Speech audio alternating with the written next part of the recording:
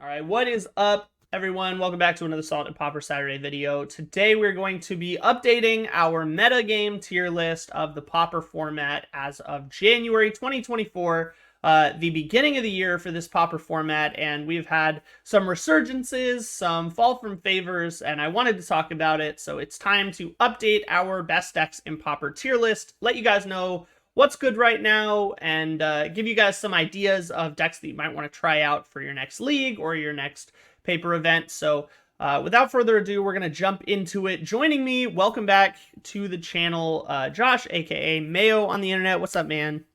Hey, it's me. I was good, so I get sun time today.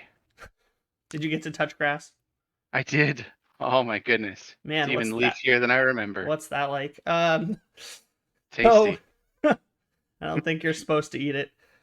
All right, so we're gonna kick right off here with a deck that was once the top dog, and I think has fallen a little bit. So we are starting with Grixis Affinity.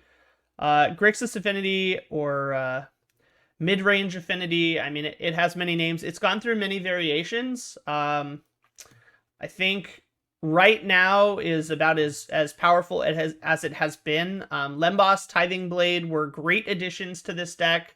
The main deck, Krark Clan Shamans, have gone a long way into competing against like the mono red meta. But things have changed a little bit. Things have gotten a little grindier. Some of the control decks have gotten better. Some of the aggro decks too have started to outpace Affinity. I do think Fanatical Offering was another big boon to this deck, although I'm not 100% sure you can afford to lose the life gain from Reckoners, but that remains to be seen. I'm tempted. I think this deck falls from its previous tier 0 state to like a mid to low tier 1, maybe top of tier 1.5. It is certainly still a very, very strong deck. And for those of you watching, all of these decks are very, very powerful. I think anything in and including the meme tier at the bottom of the bracket here is perfectly capable of winning a 5-0 league, putting up results in a challenge. These decks are going to be rated relative to their own power levels, not necessarily to say that any of them are bad. There are certainly better decks than others, and we're going to try to rank it with our experience. We are also going to be ranking these in terms of paper play. So some of the combo decks, things like Infinite Life strategies from maybe our next deck, Familiars, are going to be more viable as a win condition in paper, of course, than MTGO because there's no clock, and you don't quite need the same level of micromanaging or clicks to achieve a win. People will just scoop to 17 trillion life in paper, and you don't have to go through the motions of trying to plink them down with mole drifters and things like that to get your wins by fighting the clock. So keep that in mind. There are also going to be some decks on this list that may not even exist on MTGO, so for those of you who only play online, there will be a couple of decks that maybe won't be available to you for various reasons with Commander Legends Baldur's Gate cards, or things like Unfinity cards that maybe aren't legal on MTGO or available on MTGO. So just keep that all in mind as we go forward. But Josh, what do you think of Grixis Affinity? Where do you think this falls? I think Grixis Affinity used to be really strong, but I think nowadays it's about 1.5. It's not as strong as it used to be. People are kind of used to the play patterns against it and kind of know where to hit it. But it does still have tools to completely destroy a game. Yeah, that's a good point. I mean, people are getting so bold as to drop Dusted Dust or Dusted Dust from their sideboards. I mean, a lot of the previously required hate against this deck has kind of fallen to the wayside in favor of faster answers to something like the All That Glitters Affinity, which has kind of become one of the new best Affinity variants. So this is kind of old faithful in a way. To those of you watching, also, just if you have noticed, there are rather generic looking cards or icons for these decks. Based on previous comments, I'm going to be kind of toning back the guild name terminology. Things like Grixis Affinity, for instance, I've labeled with their colors and just the generic affinity tag. This is to help out some of our non-native English speakers in the audience, as well as some of the newer players who maybe just don't know or haven't kind of iconized the guild names and shards or cons of Tarkir faction names that some of the older players have been using, or it's become kind of common nomenclature. So instead of something like a card image or something like that, I've elected to have these rather generic looking cards that hopefully better explain the decks that we are referring to. So hopefully that helps you all out while you're watching. I'm also going to have a full breakdown of the results of the tier list down in the description. So if you're having trouble understanding what's in here, you can always scroll down to take a look there. Also, guys, if you're interested in like a cutting room floor or like a blooper reel type video, things that aren't going to make the cut on the main channel, if you're interested in maybe using those as like a membership reward for some members only videos, if you want to see some blooper reels, some behind the scenes stuff that maybe I would cut out of a normal video, let me know down in the comments. Definitely something I'd be interested in setting up for you guys if that's something you'd like to see. Yeah, I think tier 1.5, maybe a little bit low, maybe high 1.5. We will be ranking each of the tiers in relative order, so at the end you will have a full breakdown of where we think everything should go, not just in the tiers, but individually ranked among the tiers. I think maybe mid to low tier 1 or high tier 1.5 is a good place. We can certainly kind of readjust as we go as well. So would you rather start this off in tier 1 or tier 1.5 and then kind of fill in from there? We can go low tier 1. Low tier 1? Okay. So we'll start there and we'll see how we go. Next up is going to be Familiars, the Infinite Life combo deck that I was just talking about. So again, we're going to be ranking based on kind of paper tournament power level, not necessarily taking into account the difficulties that come with playing this deck on MTGO, though those cannot be ignored. I mean, you really do have to kind of be a master at the deck to play it with a lot of success on MTGO. And admittedly, I am not that. So I know you're going to have some strong feelings about this one, having recently played it at one of our locals. But where do you think Familiars goes? This is a very powerful deck, even more so in paper, just because of the more simplified repetition of a loop in paper for combos like this, where you can just generate infinite mana in the blink of an eye, or generate infinite life in the blink of an eye, and that's a pretty solid win condition. But where do you think it goes? I think right now graveyard removal is at kind of an all-time high, and that most certainly disrupts this deck as well as many of the other combo decks in Pauper. So I'm inclined to say this is probably mid tier 1.5. What do you think? Yeah, I think that the deck itself is very strong. Not a lot can beat Infinite Life, but they could definitely draw against it. I think the deck itself is got some very powerful ways to win as well. So I put Familiars in tier 1.5. Yeah, 1.5 seems fair to me. Yeah, I mean, good point. Not a lot of decks can beat Infinite Life. There are certainly some decks that have alternate win conditions, like decking out, that they can draw to, but a lot of decks are going to lose to that.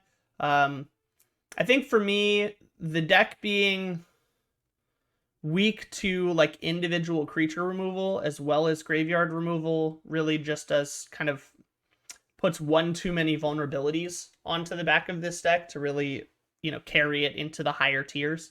But 1.5 is certainly not bad. It's definitely a very, very powerful deck. Next up is Bogles. Where do you think this one deserves to be? Bogles I thought was a tier 1 or a tier 0 deck even at some point. That was before the introduction of Tithing Blade, however. And so I think with that, Bogles really took a hit. and I think it fell quite a bit. I'd put it in tier 2, high tier 2, maybe low tier 1.5, but I Yeah, don't think it's very viable as long as Tithing Blade's seeing play in common decks.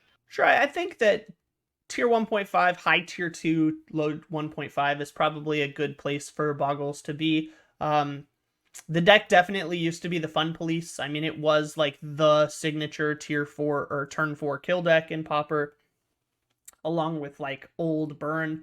Um, it is certainly vulnerable to things like Edict effects, which have historically been the counter to Boggle, but with Tithing Blade being printed into Pauper and really kind of skyrocketing in popularity. I mean, it's being played in Grixis Affinity. It's being played in like Black White Blade, for instance. I mean, it's seeing a lot of play in a lot of decks that are popular. And I think that's definitely hindering Bogles. I will say Bogles, I think, got a bit of a bump with the update and downshift of All That Glitters, as well as many of the other decks that can play All That Glitters. I think that card is strong enough to like carry it into its own tier all by itself. I'm tempted to have a tier above tier 0 that just says Glitters. But I think high tier 2 is probably a great place for Bogles. I think it is starting to show its age for sure, and even with cards like Cartouche of Solidarity that give this deck 1/1 tokens as like fodder to sacrifice effects, which does add some resiliency, and Boggles can certainly build itself in such a way that it has more built-in resiliency to sacrifice effects to avoid things like Tithing Blade matchups.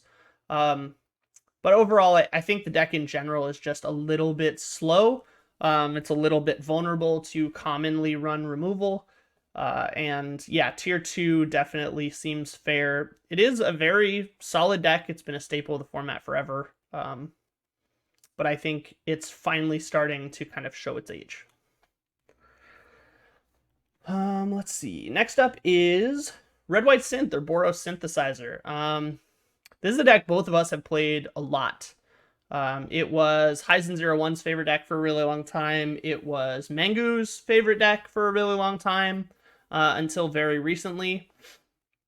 I mean, this deck has kind of gone the distance, to be honest, ever since Synthesizer was printed. Synthesizer, Glinthawk, and Skyfisher really just are that good together. But it's not a deck you see a ton anymore. It's kind of fallen off in terms of popularity. But do you think that is a show of its power? Or do you think maybe people are just kind of playing the newer, more exciting decks in lieu of like Old Faithful? What are your thoughts here? I think that a lot of it's going to be more towards the new hotness. Synth is just so consistent. And I don't think that's going to go anywhere for a while. I think that is a tier 1 deck for sure. Like it's got all the draw you need. It's got all of the mana you need for all of its 1-drops.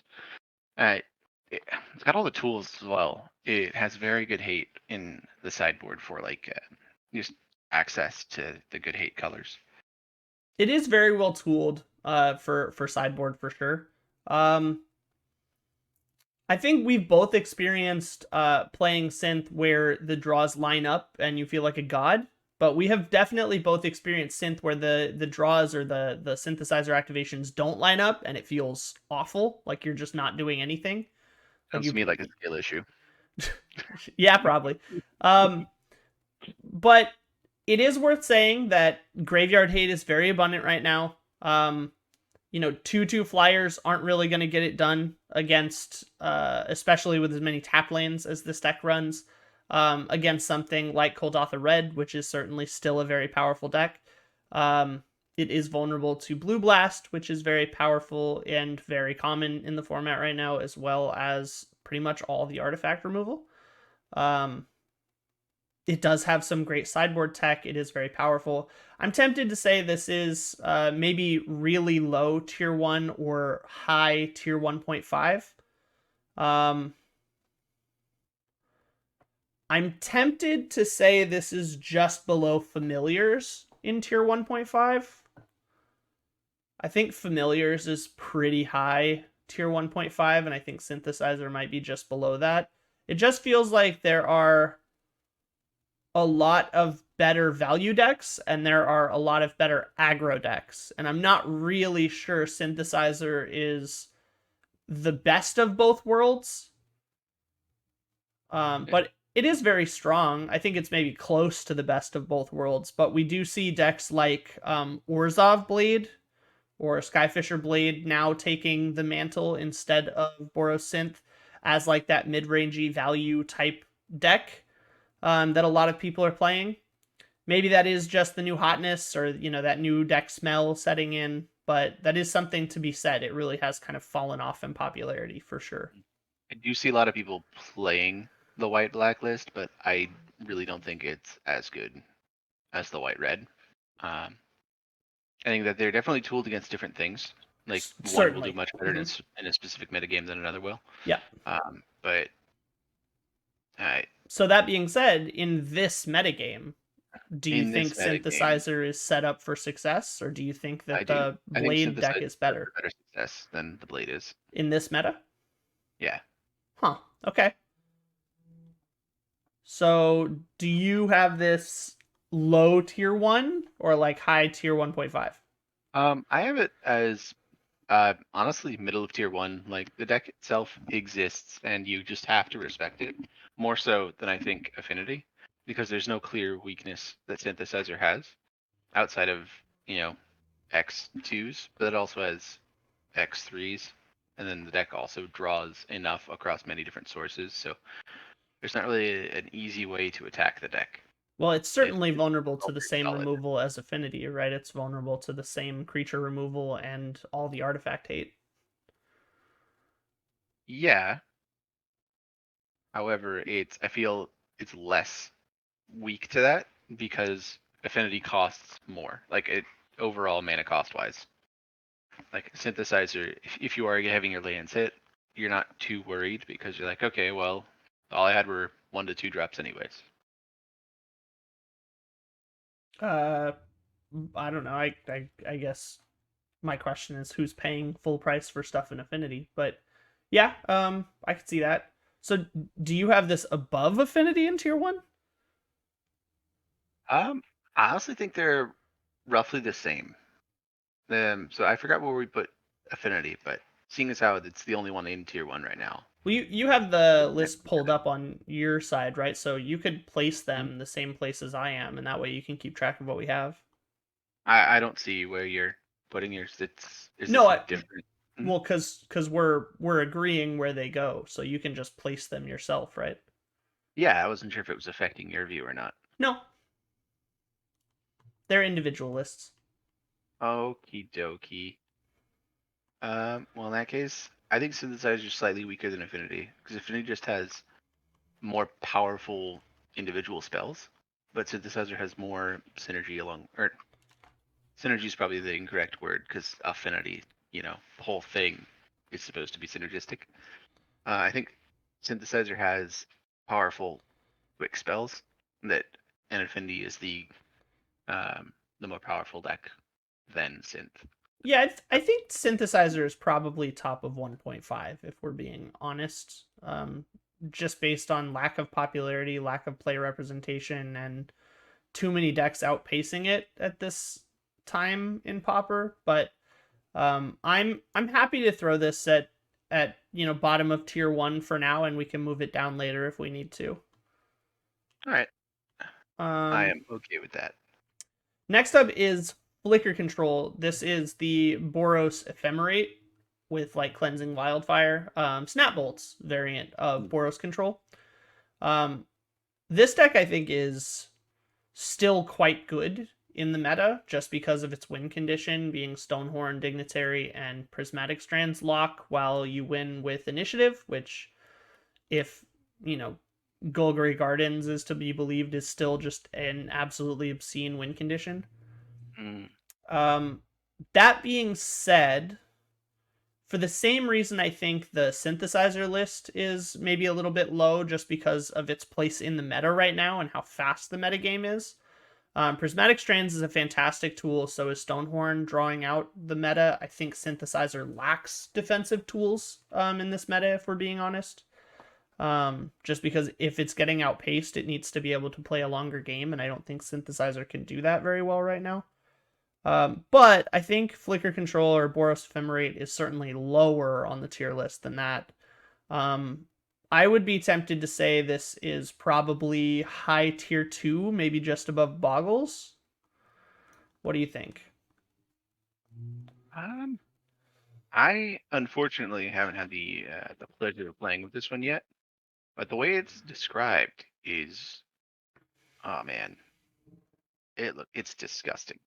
It is very I don't strong think when it much- gets rolling. The problem is I think it might be too slow right now, or be very specifically draw dependent. Like you have to keep a very good like flashbackable prismatic strands hand to like stay alive long enough to take over the game, and you're just not going to have that every time. You know, things like Golgari Gardens have a lot of additional spot removal to really slow down the game until they can get their initiative online and take over. And I think the Ephemerate list here just kind of lacks those individual spot removals. It has lightning bolts, but not much else.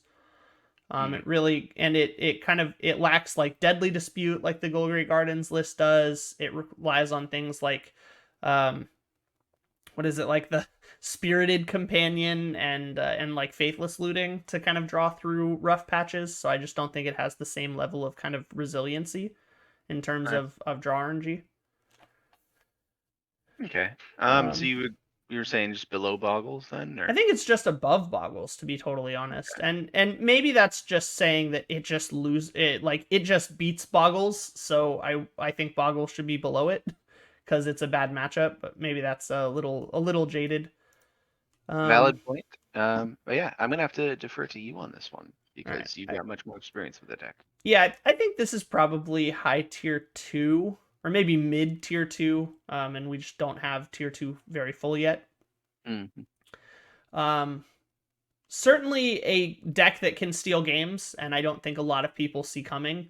It plays very similarly to like Flickertron or Fogtron, for instance, but it's just kind of a little bit of a different delivery mechanism. It is vulnerable to graveyard hate, which is a big weakness of the deck, and like I said before, a lot of decks are running that right now, so it's certainly, you have to pick your time for that deck to shine. But I think high to mid tier 2 is probably a good place for it. Next up is Bully. This is like Battle Screech Rally the Peasants, like Boros Bully. It has seen a little bit of a resurgence lately, similar to White Weenie. I think this is an interesting contender for like the question of where to put Judge's Familiar now that it's been downshifted into Pauper. Because that's kind of something this deck needs for that like Battle Screech turn or, you know, that kind of thing. I think Judge's Familiar kind of fits pretty well there. It's also a white creature that you can use to flashback Prismatic Strains and Battle Screech. So Bully might be a contender for where to put Judge's Familiar. I don't think we've seen anyone try that yet, but does that increase its standing currently in the metagame? Where do you think this deserves to be? Oh, man, I haven't played against Bully in a while. Yeah, and I mean, we can take that into too- account. It's definitely fallen out of favor. It wasn't too impressive the last time I played against it either. It seemed like rather one trick. Sure. I'd put this in 2.5. Yeah, that makes a lot of sense to me. I mean, it's certainly not as good as any of the other decks we've seen thus far, so I think 2.5 makes some sense. Maybe mid tier 2.5. I don't think it's a meme deck by any means, but it's certainly I think worse than the 5 we've looked at so far. Pretty seriously good if if it gets its draws and you don't have enough interaction, like if you stumble a bit, Sure. the deck will run you over. Well, and I also think it's weak to some of the really popular removal right now. I mean, people are running Breath Weapon, Drown in Sorrow, Suffocating Fumes, and this deck really kind of rolls over to those cards. Yeah. So it certainly has some weaknesses that are being exploited in the meta right now. Next up is Mono Black Burn. This is a deck that until very recently I did not take seriously at all. And then it absolutely dusted me in one of my feature matches a couple of weeks ago. And I've seen it a few more times testing online and playing in a league or two.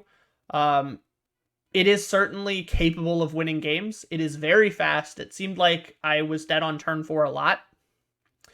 And it's not even all that disruptible. Things like Prismatic Strands can't save you against the 2-drop that it uses because you lose 4 life. So yeah, I mean, the deck's pretty good. But that being said,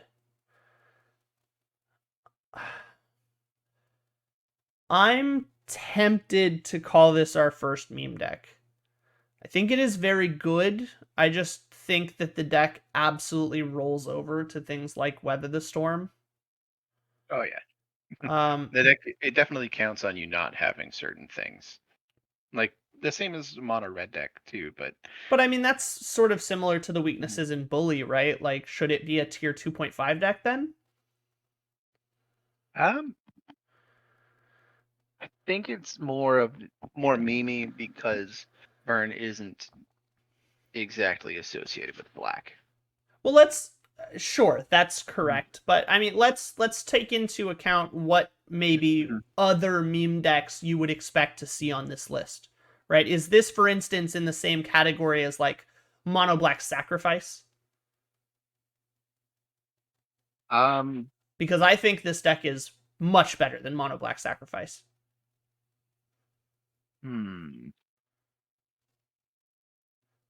Refresh my memory on mono black sacrifice. Mortician Beetle and Gixian Infiltrator with like Carrion Feeder and Nested Shambler and stuff. No, that's a meme deck for sure. Yeah, and I don't think this deck is in the same league as that one. So I'm tempted to call it 2.5. It can be 2.5 only for the sake of that it's a real deck. It doesn't just fall over to common things like removal. It it exists. You don't need to be too scared of it. Like no one's sideboarding against burn. Yeah, I mean that's fair. So let's say bottom of tier 2.5 for now. All right, bottom of tier 2.5 works. All right, well then next up is Caw-Combo. So this is the deck, if you'd recall, that I played a little while ago. That was basically Caw Gates, but it dropped some of the like mid-range value package in like Guardian of the Guild Pact and Sacred Cats, and it ran an infinite life combo with Daru Spiritualist and Devour Flesh splashing black. So it was basically a slightly less resilient Caw Gates deck, but it had an infinite life out. In my experience, I really liked this deck. The only problem that I had was that it was really reliant on resolving Devour Flesh to win the game. Or at least to not lose the game because it was infinite life. That being said, I mean, Caw Gates by itself, just the Caw Gates deck is so good that I think this deck can't be that far below it. I think it is probably worse than regular Caw Gates, but not by much. So maybe we should evaluate these two as a package because we have Caw-Combo and Caw Gates next to each other. So how about let's see where we want to put Caw Gates, and then we can put Caw-Combo underneath that somewhere. So where do you think Caw Gates is on this list? Caw Gates is super good. I like it in tier 1. Similar to, I think it's better than Synth, but I think it's better than Synth and Affinity. I think this is probably top of tier 1 for sure. I don't think it's tier 0, but it is a very solid deck. I think top of tier 1 is probably pretty accurate. Are we good with that? I mean, I definitely agree it's in tier 1. I'd like to play it against it more, but well, yeah, I can play it next week. I'd like to play it against someone else more. It's a good deck. It's resilient, and it just always lands threats. Mhm. In that, honestly, anything in that deck is a threat. Mhm. So yeah, Daba tier 1 is good. Yep, that makes sense. Now, Caw-Combo, it is similar enough that I don't think it's too far behind, but I don't think it's tier 1. I think that it loses a little bit of its control element as well as a little bit of its resiliency by including the combo, although it does definitely work as kind of a bluff catch. So if you're playing it against it like you think you're playing against Caw Gates, and they pull the infinite combo out on like turn 5 and you're just dead on the spot because you have no answer to that, it can definitely steal some games. I think I would probably want to put this top of tier 2, maybe bottom of tier 1.5. Yeah, I don't think it should be too far away from Caw Gates like that. So I'm okay with bottom of tier 1.5. I think enough is different that a 1 tier Mhm. gap is okay. It's justifiable. But Yeah. yeah, we can start with the bottom of tier 1.5 and then kind of see Mhm. how that tier fills out. Because I definitely think it's worse than Familiars, but it does have the infinite life combo, similar to how Familiars does. Sure. So them being in the same tier makes sense to me. Yeah, that seems fair. And I don't think it's that Caw-Combo is better than Familiars. So I agree. Mhm. All right, next up is Cycle Storm. This one is gonna have people Freaking, oh man, upset probably. I tier 0, no contest. It is not even close to a tier 0.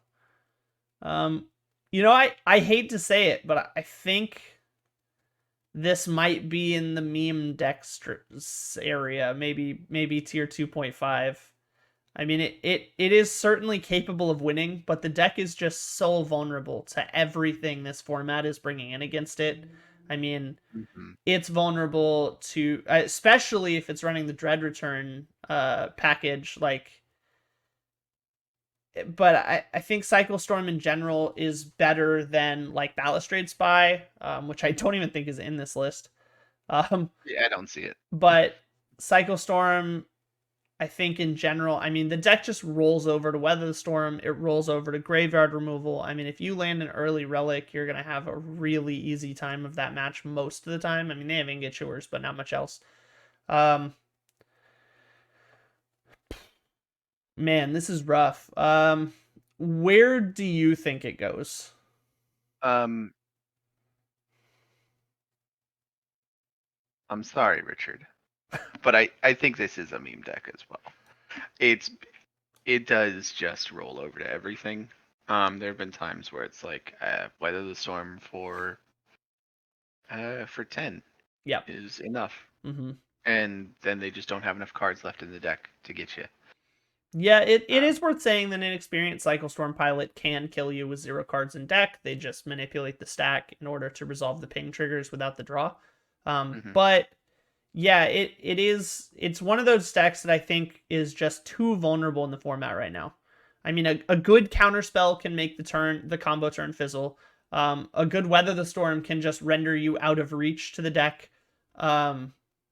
A good Relic or Nihil Spellbomb can just absolutely shut the deck down. It really does kind of walk on a knife's edge of like, it's probably really good when the format isn't ready for it, but man, it feels like lately you're always ready for it. I mean, you have minimum 3 cards that are graveyard hate in like every sideboard these days. So it really feels like Cycle Storm is just, it was a very strong deck in the past. I feel like the format is just much too prepared for it now. Yeah, but it's also just incidentally prepared for it. Yeah. Like, yep. If it was attacking on a different axis, like maybe another deck that's on this list, but it's not. That's true. And yeah, for that reason, I'm out.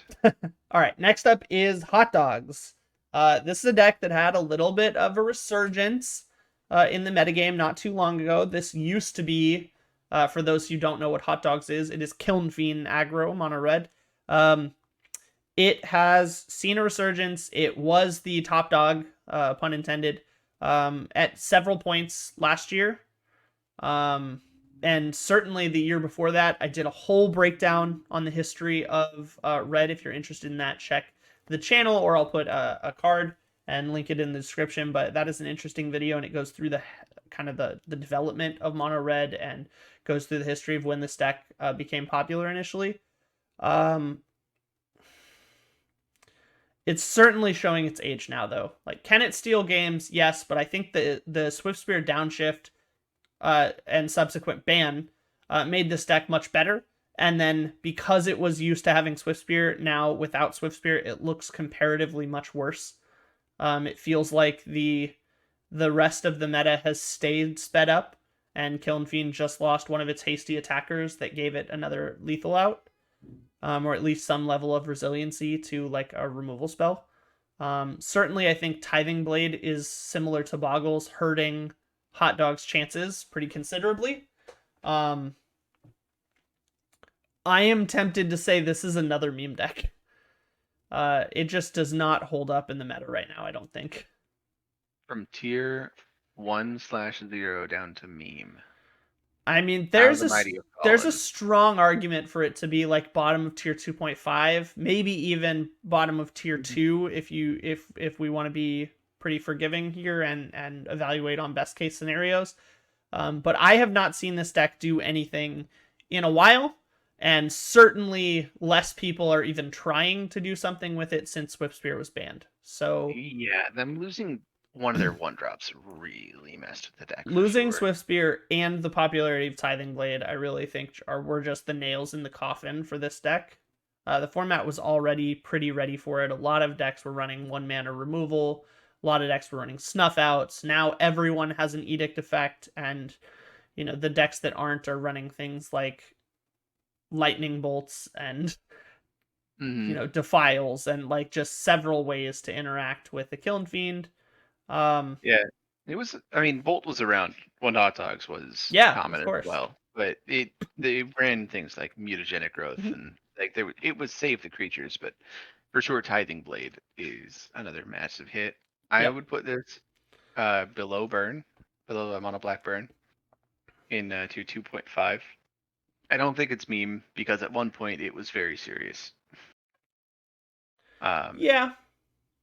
Yeah, I can see bottom of tier 2.5. And I mean, it just takes those two things to make Yep. that big of a difference. Like from the top of the list to the bottom, it's I mean, those are pretty big things. It got a card banned from it, and a card printed against it. and Yeah, one of the big weaknesses of the deck was having edicts, and now everyone runs one for free as an artifact. I mean, it exactly. got unlucky for sure. Mm-hmm. All right. Next up is Squirrel Dredge. This is the black-green self-mill strategy. This is the like Dread return for Lotleth Giant, running Acorn Harvest to generate 2 bodies to sacrifice for the flashback. I think this deck is pretty good. I think for the same reasons that like Cycle Storm isn't very good right now. Dread Return and Squirrel Dredge is also pretty weak. I mean, things like Relic just absolutely ruin this deck's chances. I think it is stronger than something like Balustrade Spy or Cycle Storm, where it goes all in on its combo turn. Realistically, it can just bring a Lotleth Giant back to hit you for like 15 and then do it again. So it does have a little bit more kind of reach in that sense. And I've played against the deck several times in recent weeks, in several of my spotlight videos and testing for them. So I mean, it's being played quite a bit right now. But I think, God, I think Hot Dogs is a meme deck. Like, I want to put Squirrel Dredge in 2.5, and I think it's better than Hot Dogs. Do you think it's better than Mono Black Burn? I think it's more represented, maybe not better. Okay. Let's see.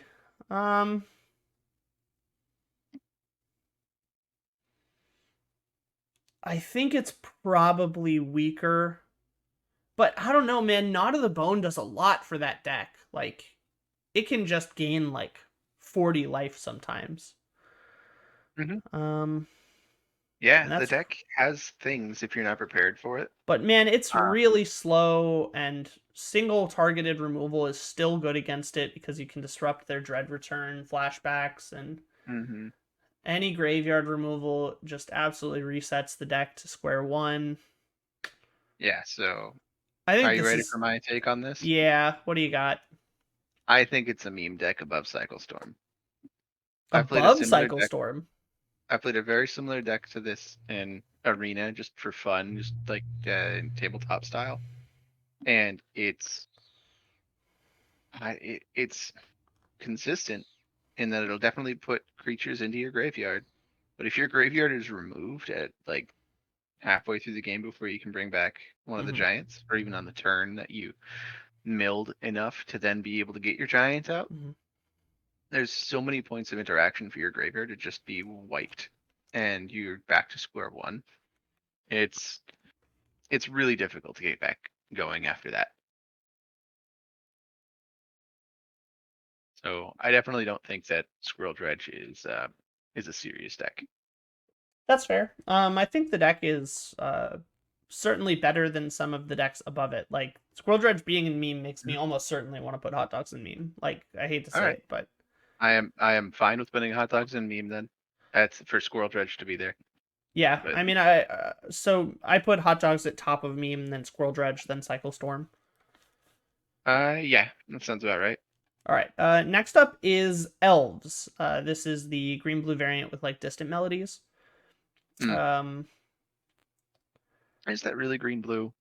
It's still just mono green. I mean, some Eh, people call it Simic Elves, so I labeled it as yeah. green blue. It's certainly one of Okay. the big pieces in the deck is blue. There was a Mhm. mono green version a while ago that just ran Winding Way and Lead the Stampede, so it is Okay, certainly earned its blue label for the distant melodies.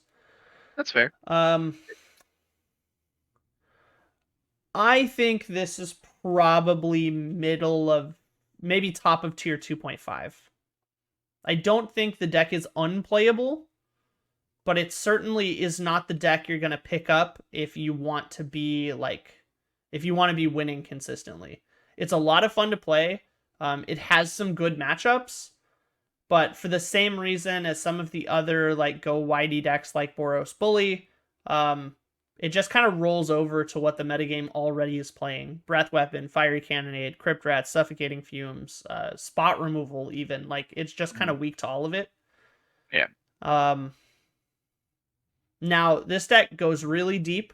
If you have a good Lead the Stampede or a good Distant Melodies turn, you're gonna win.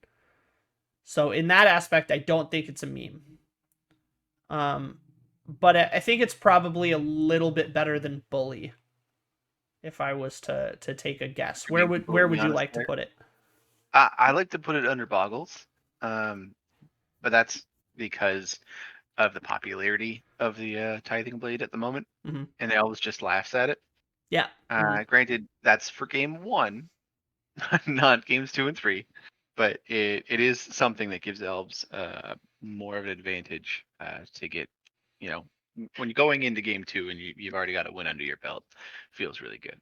For sure. So, I think I agree with the placement, just not the tier. I think it is below Boggles, mhm, but maybe it's top of tier mhm, 2.5. We can put it in tier 2. I think that's maybe a little ambitious. mhm. Um, but I agree. I think it is below Boggles in terms of both playability and representation. So Um, I don't see too much of a difference there actually between bottom of two and top of 2.5 because it's still behind the same amount of decks and ahead of the same amount. yes, So the only difference for me personally is that mhm, I would cut off what I consider to be like metagame viable or competitive viable at tier mhm. 2 and above. And I do not think Elves is competitive viable. I think it is Tier capable of 2.5. winning, but I don't think it's competitive. I see. So it's for the stands only is 2.5. Yeah, I think so. Okay. Um, That's more accurate than for that deck. for that reason, or for similar reasons, I am also tempted to say that maybe Flicker Control should be above Bogles. I Or put Flicker other way Control around. I above think Bogles. Bogles should be above Flicker Control. I think that just considering play rate, meta representation, and actual like ability to win games in the meta right now, I think Bogles is going to win more games than the Flicker Control list. I think the Flicker Control list is a good strategy when no one's expecting it. But I think Bogles is just going to be more consistent into like an open meta. Like if I was to go into a tournament and not know what to expect, I would certainly rather pick Bogles over like the Flicker Control list. Okay, no, I definitely agree with that line of logic. But I think in this meta, I believe that Flicker Control has the ability to be better than Boggles. Yeah, I just think Flicker Mhm. Control is a little bit too slow. It's running the bridges as its primary source of ramp and fixing, so it's gonna like tap land on turn 1 almost every time. I think that it's gonna spend turn 2 cleansing wildfiring a lot. Yeah. And then turn 3 it's going to try to play something to start to stabilize the game, and it doesn't have any board wipes, so it's going to play like a Stonehorn Dignitary, or it's going to play, you know, like a creature and prismatic strands, or it's going to throw a prismatic strands in the graveyard to a discard and then try to flash it back. I think that it's maybe a little bit slow. Okay. So for that reason, I think Bogles is the top of tier 2 and Flicker Control is below it at the moment. Okay, but depending on the list, those two could be interchangeable. Yeah, I think they're close for sure, and I think it's very meta dependent. I'm just looking at the meta right now. I think that Bogles is probably a better pick, especially because of how aggressive it is, and Bogles doubling up on life gain is like super strong and difficult to deal with for a lot of decks.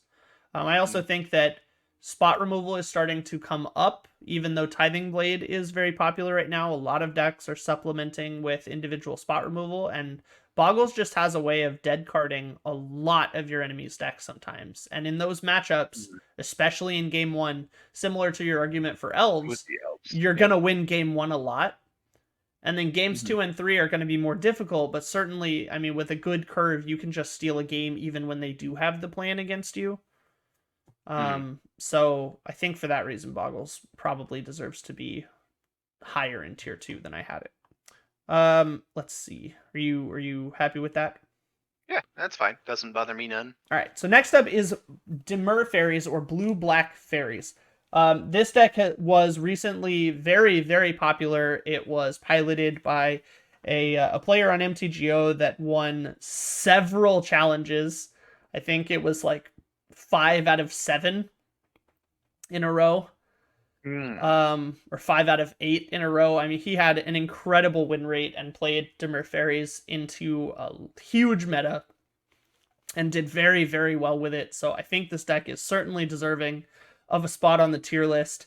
I mean, this deck is... I played it on the channel a few weeks ago. It is a very grindy Fairies control deck. Running lots of spot removal. It runs the Black Monarch, Thorn of the Black Rose. It really just kind of goes the whole distance. It has the tempo plan from Fairies. It has the spot removal for a control deck, and it has the advantage in the Monarch and finishers. So, I mean, I think it's just really strong.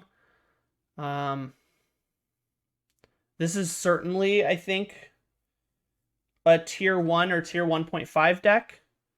I would be tempted to say tier 1, probably close to where we have Grixis Affinity.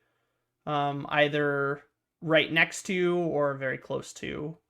What are your thoughts here? Fairies is definitely very strong. I do not like playing against it one bit. And it has just the capability to run over games, even the ones that it shouldn't be. Yeah, for sure. It's very punishing against a stumble, even against good decks that are ready for it. Yeah, I would put this the blue-black version specifically. I'd put around Affinity. Yeah, I think that's fair. I think it is above Synth. I just don't know if it's above Affinity. Yeah, it's definitely below Gates. I think it's above Affinity. Because it hits things that are important to Affinity. It can rather.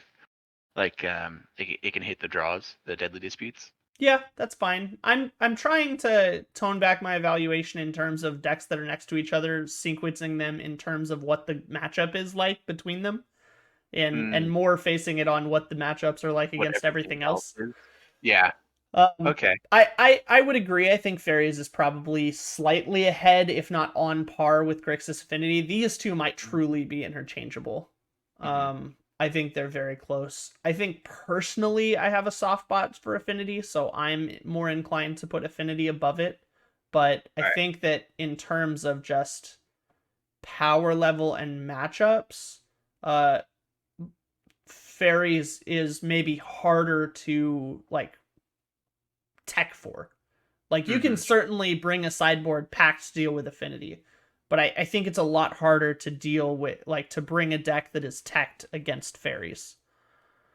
Certainly possible, but I think you can bring a sideboard that's ready for Affinity and not sacrifice too many matchups to do it.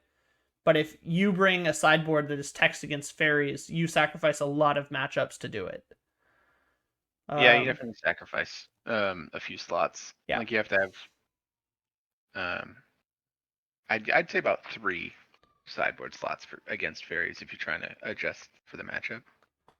Well, yeah, But I think that you probably have in between like 3 and 5 slots that you can bring in against Fairies to increase your matchup additionally on top of what you're already probably bringing in, like Red Blasts and things like that.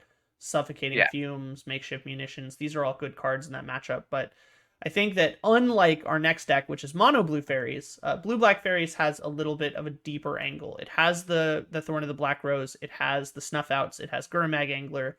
You know, it can kind of go the distance if you have cards that deal with the fairies. Unlike something like Mono Blue Fairies, which is our next deck. So let's talk about that one. Mono Blue Fairies, a very popular tempo strategy. It is certainly still good. It is a fairies deck. Fairies are good. But this is the kind of mutagenic growth ninja package. It's definitely a harder tempo package than like Blue Black Fae.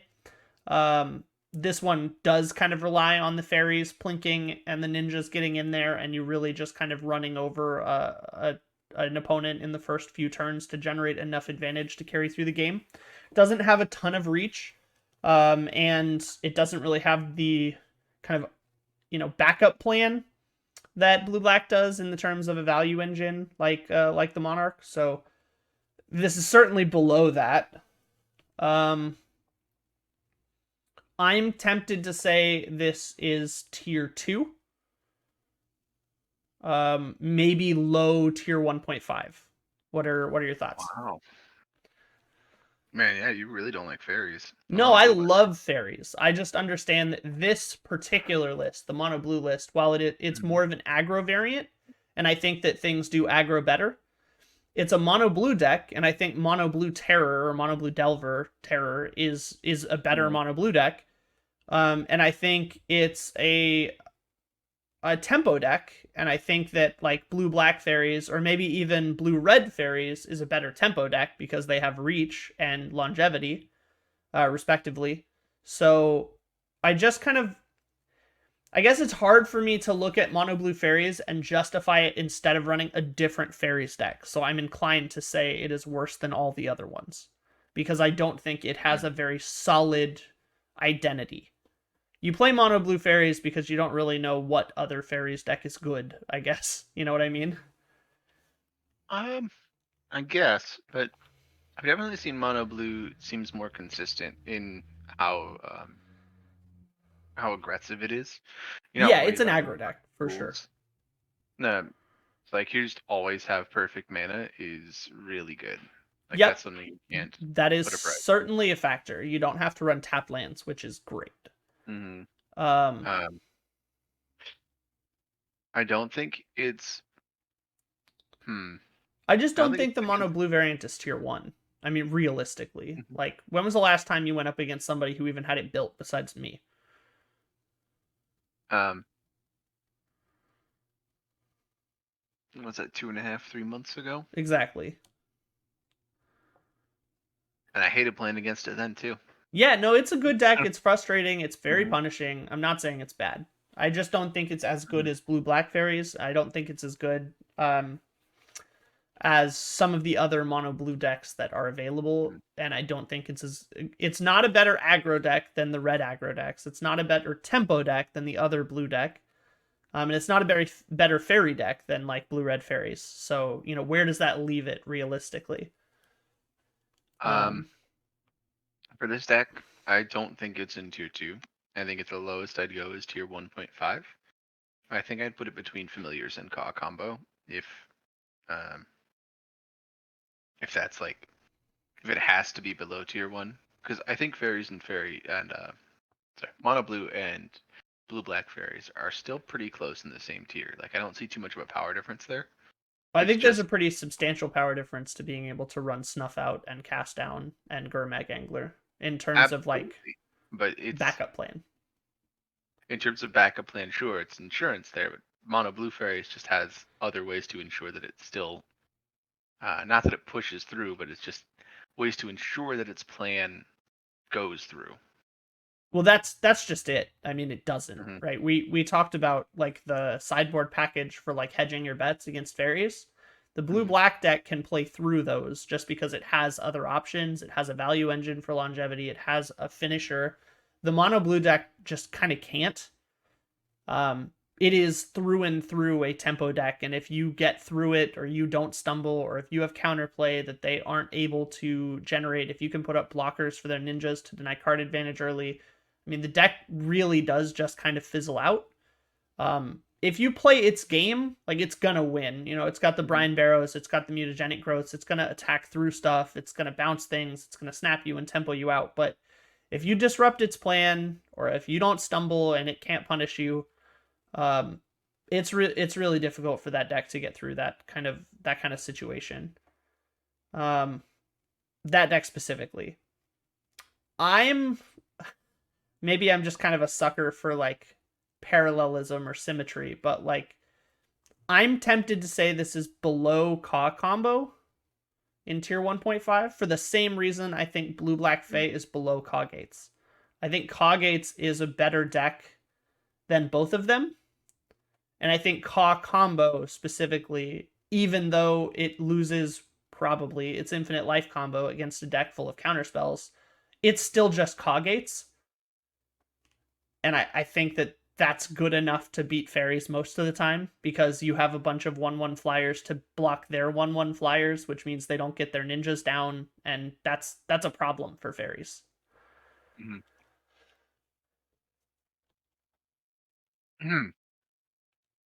But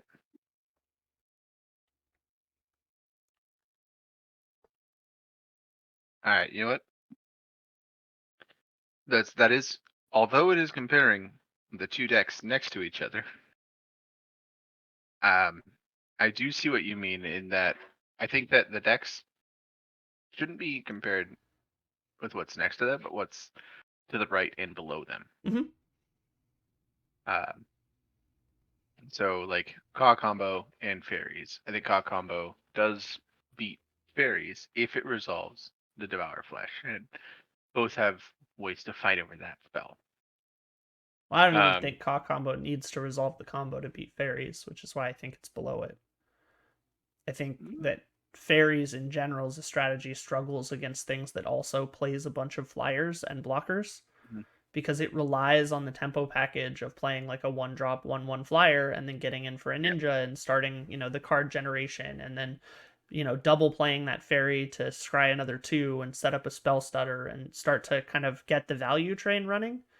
And when you just play a 1/1 flyer 2, or have your own counter spells up, or your own spell pierces for their snaps, and you kind of deny that value plan, it gets really difficult very quickly for fairies. And I think Caw Combo in general can kind of take fairies long just by the nature of the deck. It gains some life.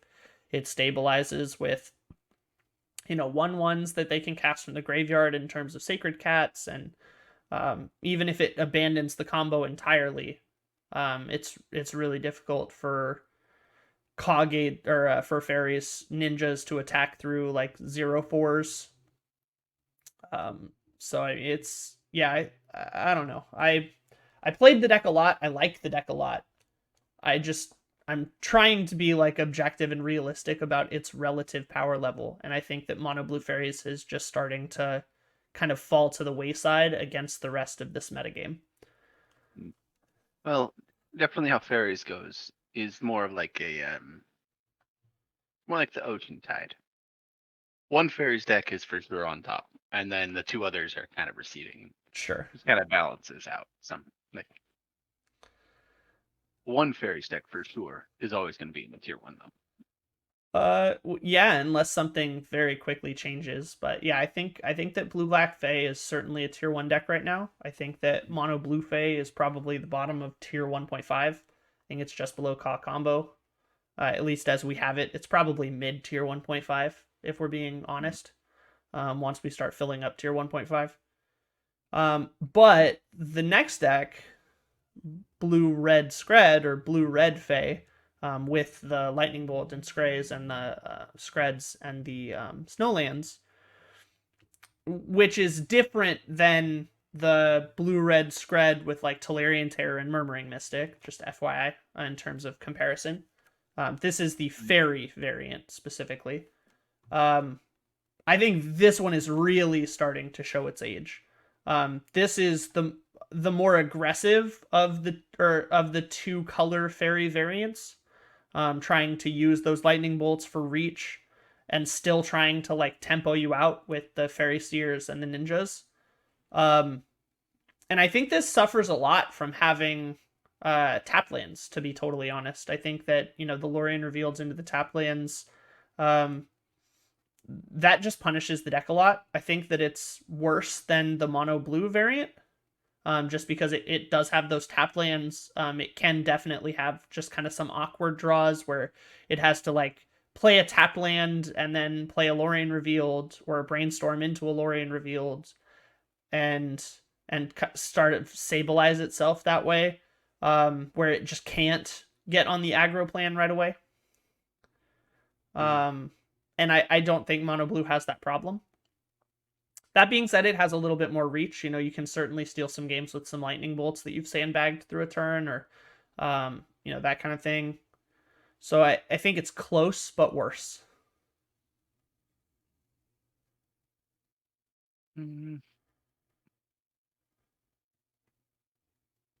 It's been so long since I've played against this variant. It Really? does a very good job of removing the things that are in the way. Like all of the removal spells become cantrips. It's at least if the ninjas hit. Yes, definitely. My biggest qualm with this deck specifically is it is vulnerable to like at least a 4 of everyone's favorite sideboard card. Because everyone is running either Red Blast or Blue Blast, and this deck just gets hit by both. Yeah, that's the problem that I had when I was running that. I had a homebrew blue-red deck, for those of you who don't know on the internet, and it really got hit by both blasts. It made the deck completely unfun. I will say second place last night was playing this deck. Yes. I will also say that this deck, more so than I think the mono blue and the blue black variants, loses to things like suffocating fumes and like fiery cannonade breath weapon type things. The mono blue variant has things like mutagenic growths to save key creatures and kind of fight through it. The blue black version just has a value engine in like an emblem or Gurmag anglers that can survive small board wipes like that. The blue red doesn't, and it even loses a lot of its counter package to get those burn spell slots. So I don't know, man. This deck feels like the weakest of the three to me. Yeah, but problem is like I just don't exactly know where to put this. It's been so long.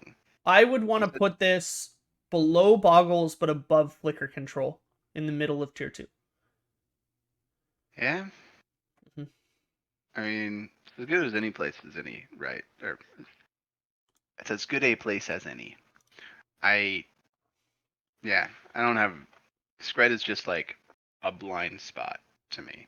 I think that's a fair place to put it, is the middle of tier 2. I think it's a little bit less like reliable and competitive than Bogles, but it is a little bit more reliable and competitive than the Boros Flicker Control. Speaking of Flicker Control, next up we have a completely different take on Flicker, which is Jeskai Ephemerate, or Jeskai Wildfires, as it has also been known. This is the bridge control deck that Josh L plays a lot. This relies on Ephemerate for value. It has lightning bolts, fire and ices, things like that. For removal, it has counter spells, it has draw, and then it uses largely Kenku Artificer and Muldrifters as its win condition. This deck is a very powerful midrange deck. It was a favorite among lots of popular creators and prominent Pauper players for a very long time. It has certainly gotten worse as it has aged, with exile effects, sacrifice effects, Defile even getting much more popular because Gardens has raised in popularity. The indestructible 3/3s just are not for lack of a better term, as indestructible as they used to be. What do you think this one deserves to be at?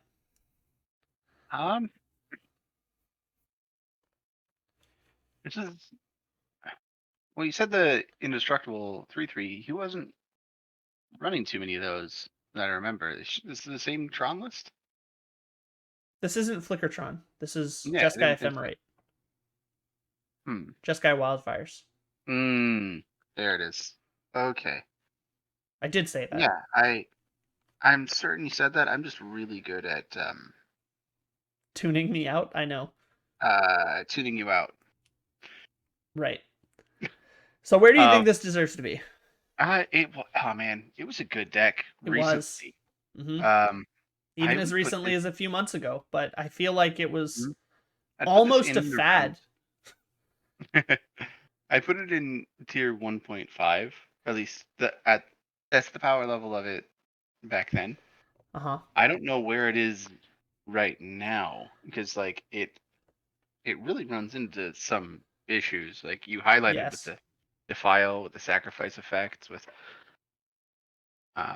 honestly loses a lot to ashes to ashes still. Dust to dust. Yes. Yeah.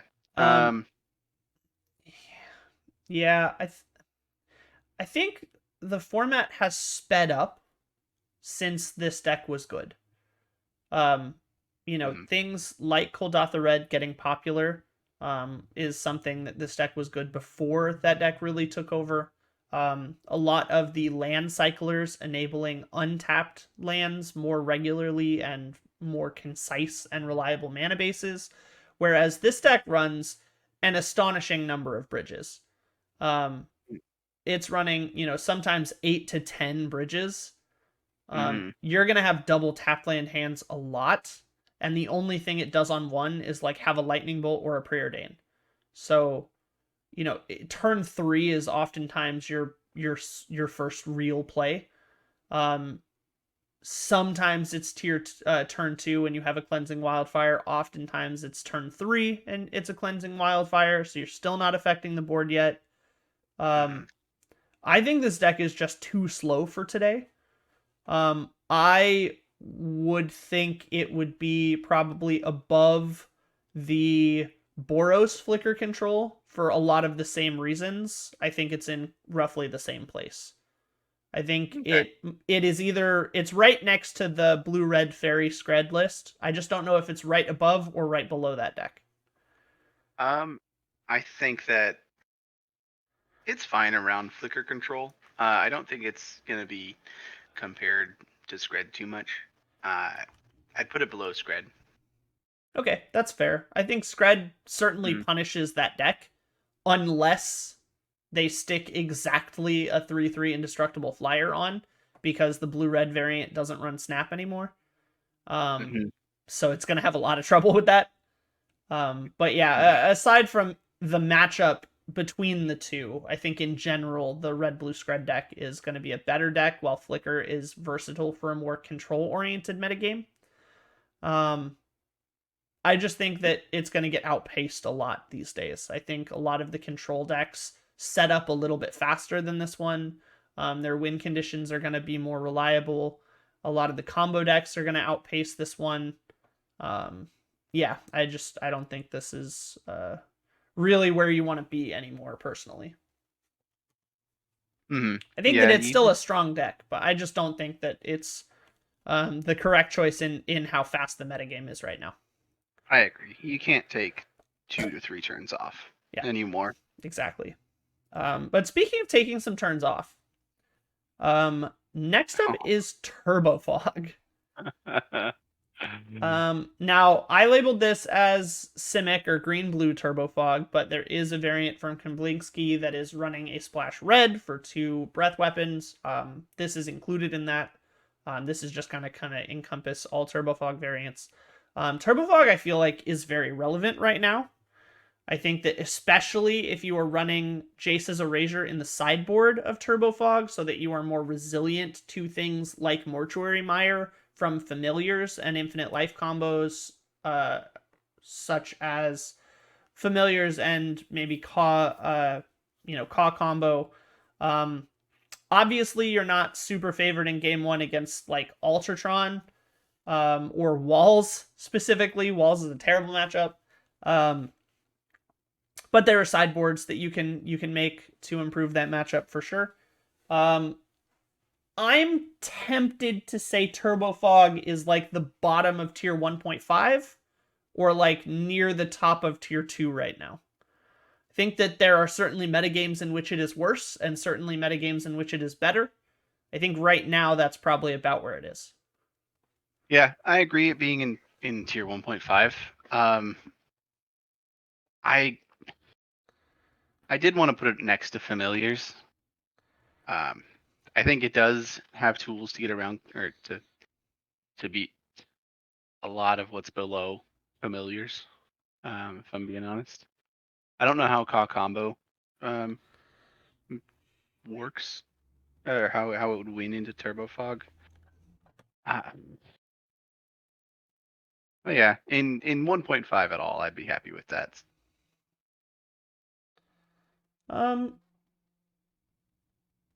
I think, yeah, it's pretty good against what's good right now, you know? I feel pretty confident in this being, up there.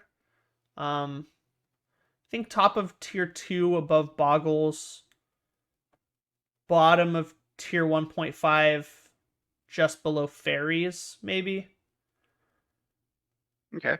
I like the below Fairies. All right, let's go bottom of tier 1.5 for now then. Yeah, the deck itself is suited very well. A lot of decks are trying to win with combat damage and Turbo Fog. I think the deck's pretty strong right now, honestly. Like, the metagame is very combat oriented. Outside of a few very specific combo decks like Walls, Altar Tron, and Familiars. And against Familiars and Altar Tron specifically, you have a lot of exile options out of the sideboard, as well as something like Jace's Erasure, which if you can land it, and you really just have to play that matchup to land it, basically ensures that Mortuary Mire is never an out to them, because you just wait for them to go to Flicker Mortuary Mire, and then on the stack you just like brainstorm and mill them out. Or you can just let it resolve, and then right before their draw step, mill them out at instant speed. So, I mean, there's a lot of ways to take that, but you just have to be aware that that's something you have to play around. But anyone not running Mortuary Mire is kind of at risk if they don't have an infinite damage combo. So definitely a deck that I like bringing into a lot of metagames right now. You just have to know how to play it and be very prepared for people to not be very happy playing against you. Next up is Garden Control, or Colony Gardens, or Mono Black Gardens, or Colony Black. There's like several names for this deck now, but very powerful control deck. I think this is currently either the top of tier 1 just above Caw Gates or the bottom of tier 0. This deck is very powerful in this metagame, and it seems like it just has the tools to deal with all the decks right now.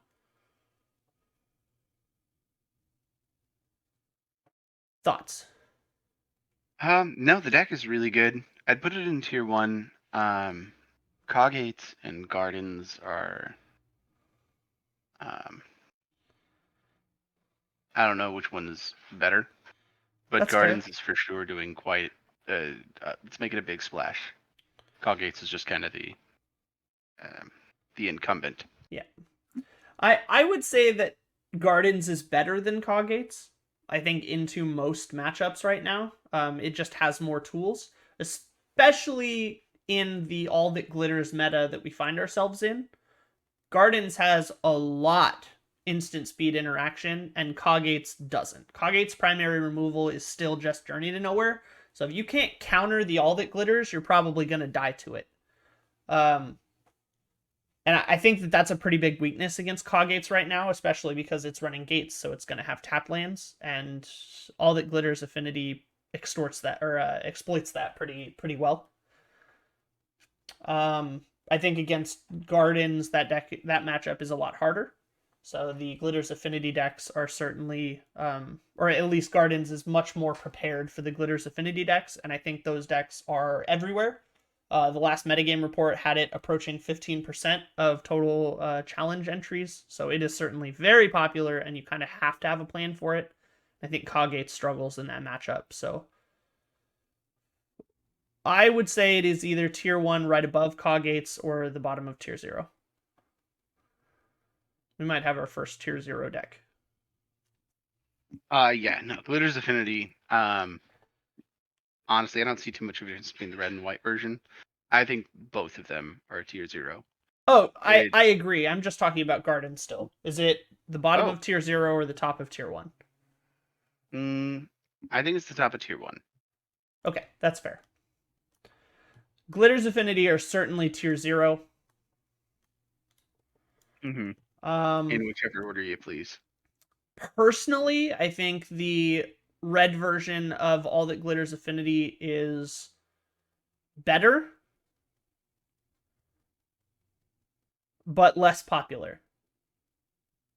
I think that red opens it up to some hate that is played by other decks, but overall, I think Synthesizer is a fantastic pickup for that deck, and I think that Galvblast is a fantastic pickup for that deck as well.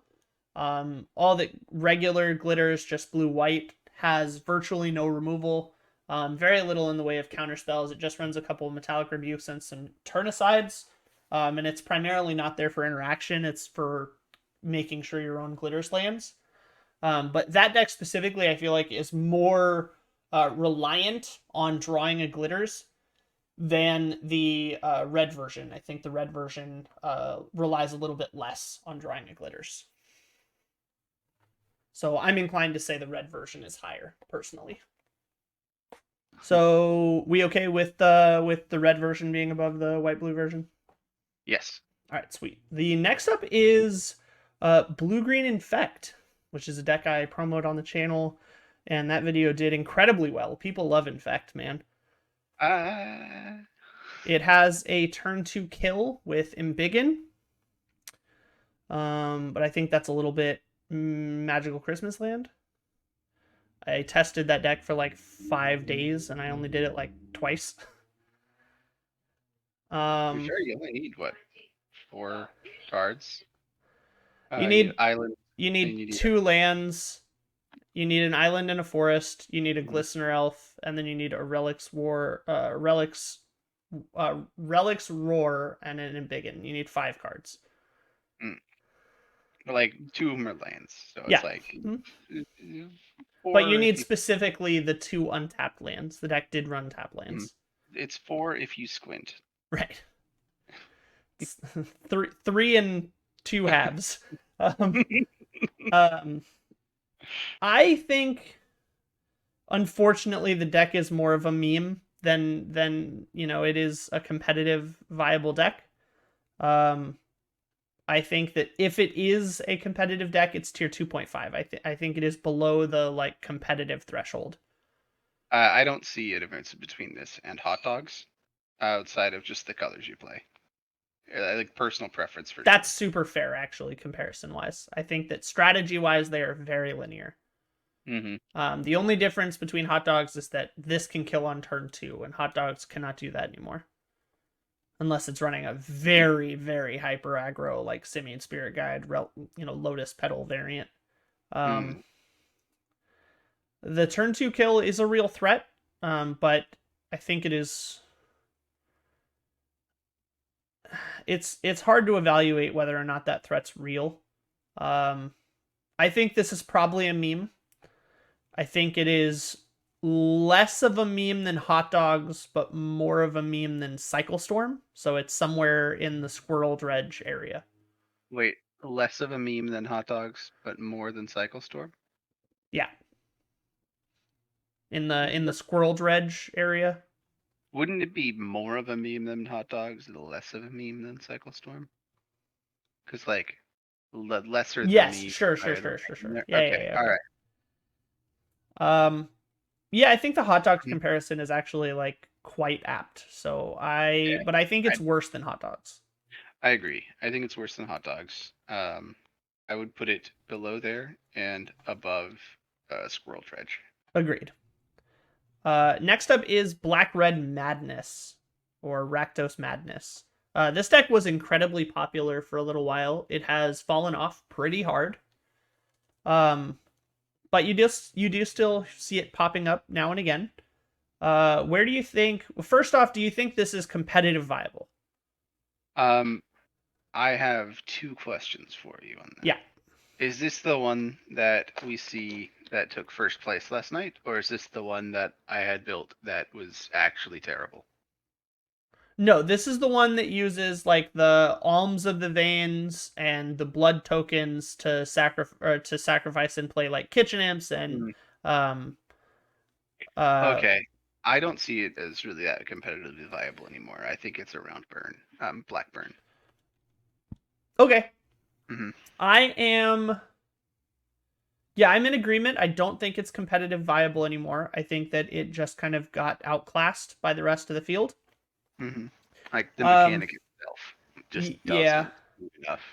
I just think it's a little bit too slow. It is still good against other burn decks, but unfortunately burn hasn't been Red's primary win condition in quite a while, so it's just kind of falling aside there. I will say I think it's probably better than Bully. Okay. So I would put it in between Elves and Bully in tier 2.5. Thoughts?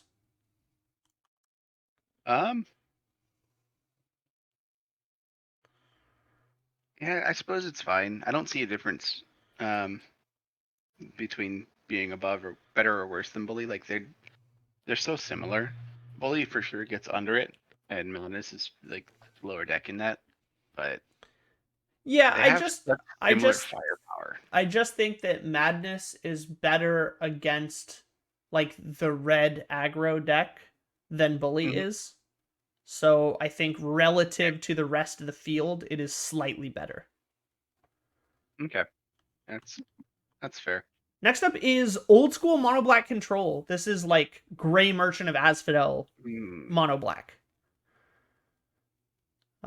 Crypt Rats, Pestilence, that kind of Mono Black. Haven't seen this deck do anything in a while, I'll be honest.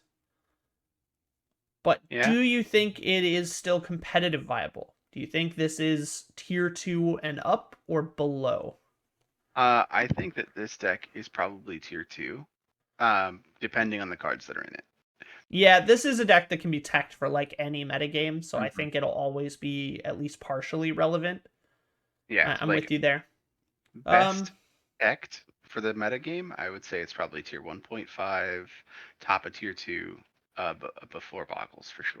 I think that when this deck is teched for the meta, it's tier 2. Like if we assume the optimum version, I think it's still only tier 2, just because it's slow and its best draw spell is self-damaging. Like the deck still Hmm. runs Sign in Blood. Like it's hard to take the deck seriously when it can't run Deadly Dispute. You know what I mean? Yeah. Um, There's got to be some variation that can run deadlies. well, the Like if problem is when you sacrifice swamps, and the colorless spells like things like Ichor Wellspring that you want to run for Deadly Dispute, um, and like the Vault of Whispers make your Defiles and Grey Merchants worse, so they're all anti-synergy. No, I mean like there's mephitic vapors, which granted does do Mephitic the same Drawf. kind of damaging to you. That's what I mean. But Vapors, yeah, it's still self-damaging, which is mephitic Drought, brutal. Yeah. Yeah, I think that Tithing Blade probably helps this deck a little bit. I just don't think it's enough. Yeah. I want to say this is probably bottom of tier 2. Maybe right above the Boros Flicker, but I don't think it's better than Jeskai Ephemerate. Like Jeskai Wildfires is just, I think, a stronger control deck most of the time. I don't think it's good. Like I don't think Jeskai Wildfires is good against mono black exactly, but I think relative to the rest of the field, it's probably better than the Boros control and worse than the Jeskai control.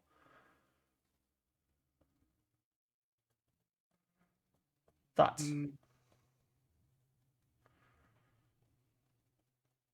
I don't know. I'd feel better taking this in to a random field than I would with the Jeskai Flicker. I think Jeskai Flicker has a wide array of matchups that it can be good into. I think Mono Black does as well. The problem is that I think Mono Black, as we kind of hinted at before, needs to be teched for the meta for it to be good. And I think Jeskai Flicker doesn't necessarily need to be teched for the meta for it to have like okay matchups. I think that if you bring a poorly teched mono black deck, you are going to do significantly worse than if you bring an unteched Jeskai deck. So that's kind of the basis of where I'm putting it. I think that into a completely unknown field blind, where you don't know what you need to tech against, I would not bring mono black over Jeskai. Because I think, again, with mono black specifically, you need to know what to tech it with for it to be like good and relevant and hold its own. If you bring the wrong removal tools into the wrong field, you're just going to feel bad. You know what I mean? Yeah, that's fair. You could just do the split if you really weren't aware. Like, yeah, but I think I do mono feel like black it's better. suffers from like too many options. So it's really difficult for it to have like a core list or a core package. All the removal is variable based on what you expect to be playing against. So if you do not have tech, or if you chose the tech incorrectly, like if you expected to go up against a bunch of Jeskai Flicker and you go up against a bunch of like, I don't know, blue black Fae, Synthesizer, and Glitters Affinity, you're gonna get run over.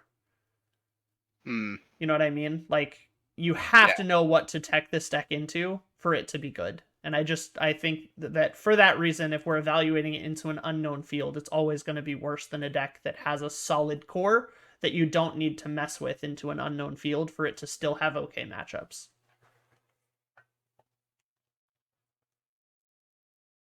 See what you mean, but I also just don't think that Jeskai can be teched right now.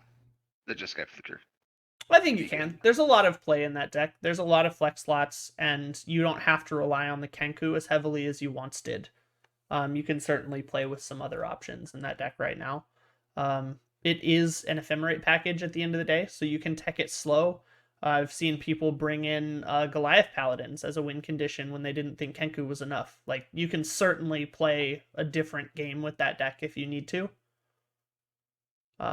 It's just not as common because very few people are still playing Jeskai Ephemerate. I just think it's underrepresented right now, so we've kind of seen a fall off because we're not seeing people test it as heavily, so it's not getting the right representation and the right tech. Similar to Mono Black, which is why I think they're close. Yeah. But I think Mono Black is slightly worse.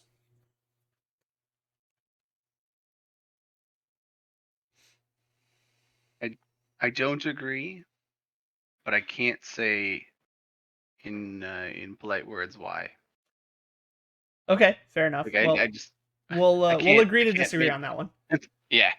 I'll put Uh, it under the flicker deck, but I do sure. think that the deck itself If has if the ability. if we look back at this at the end and you can come up with an Mhm, argument for why it needs to move, I'm down to discuss it again. But let's mhm, move on. We still have quite a few decks to get through.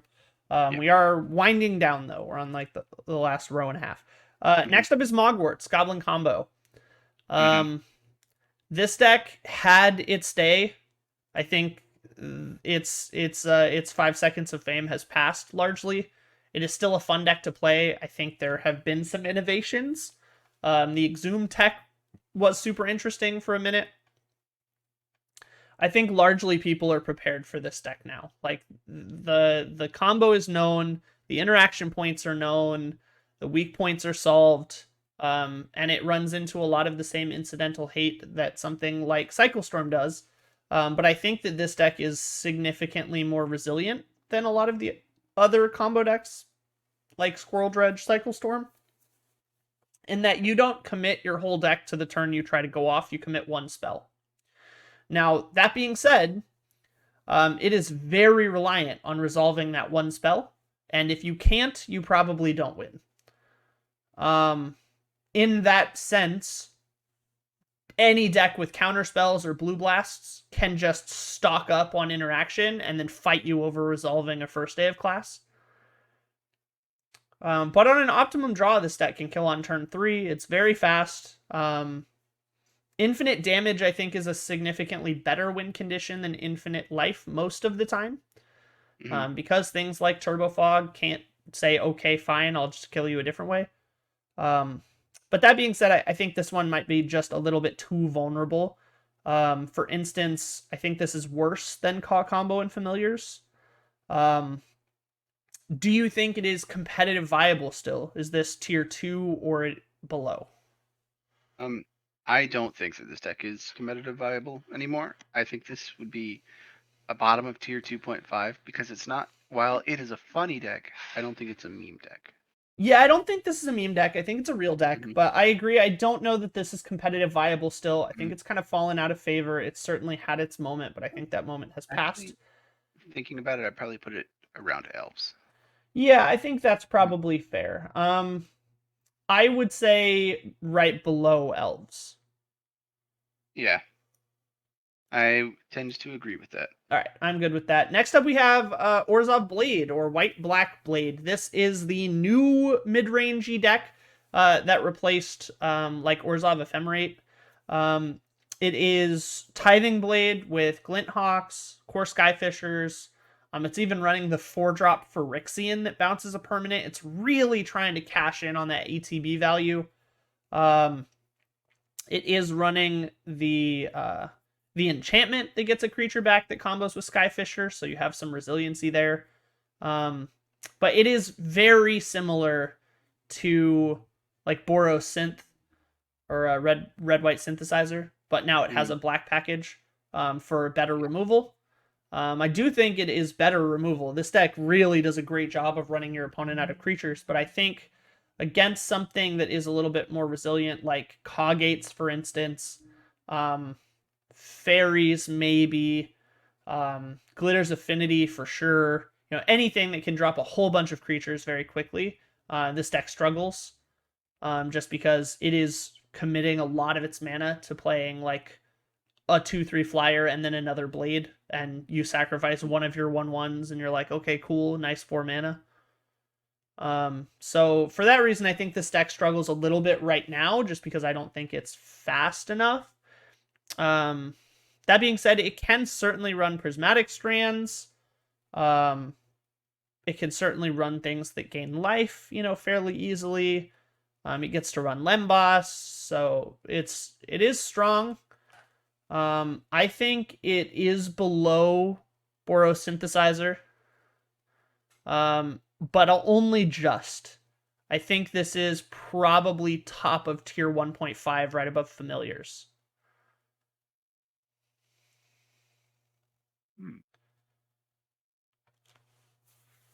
Yeah, I don't quite know where to put it. It is still a new deck with the whole tech into it. Hasn't really pulled up as many results as I would have expected.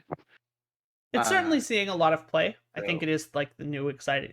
We talked about it, like the new hotness. Yeah, it is. It's the new hotness, and it will get there. But I think that the deck itself seems not quite refined enough, and I think that it'll be in the familiars area. I think top of tier 1.5. Yeah, I mean that's probably fair. I Mhm. personally would swap Blade for Boros Synthesizer. I think Blade is better than Synth.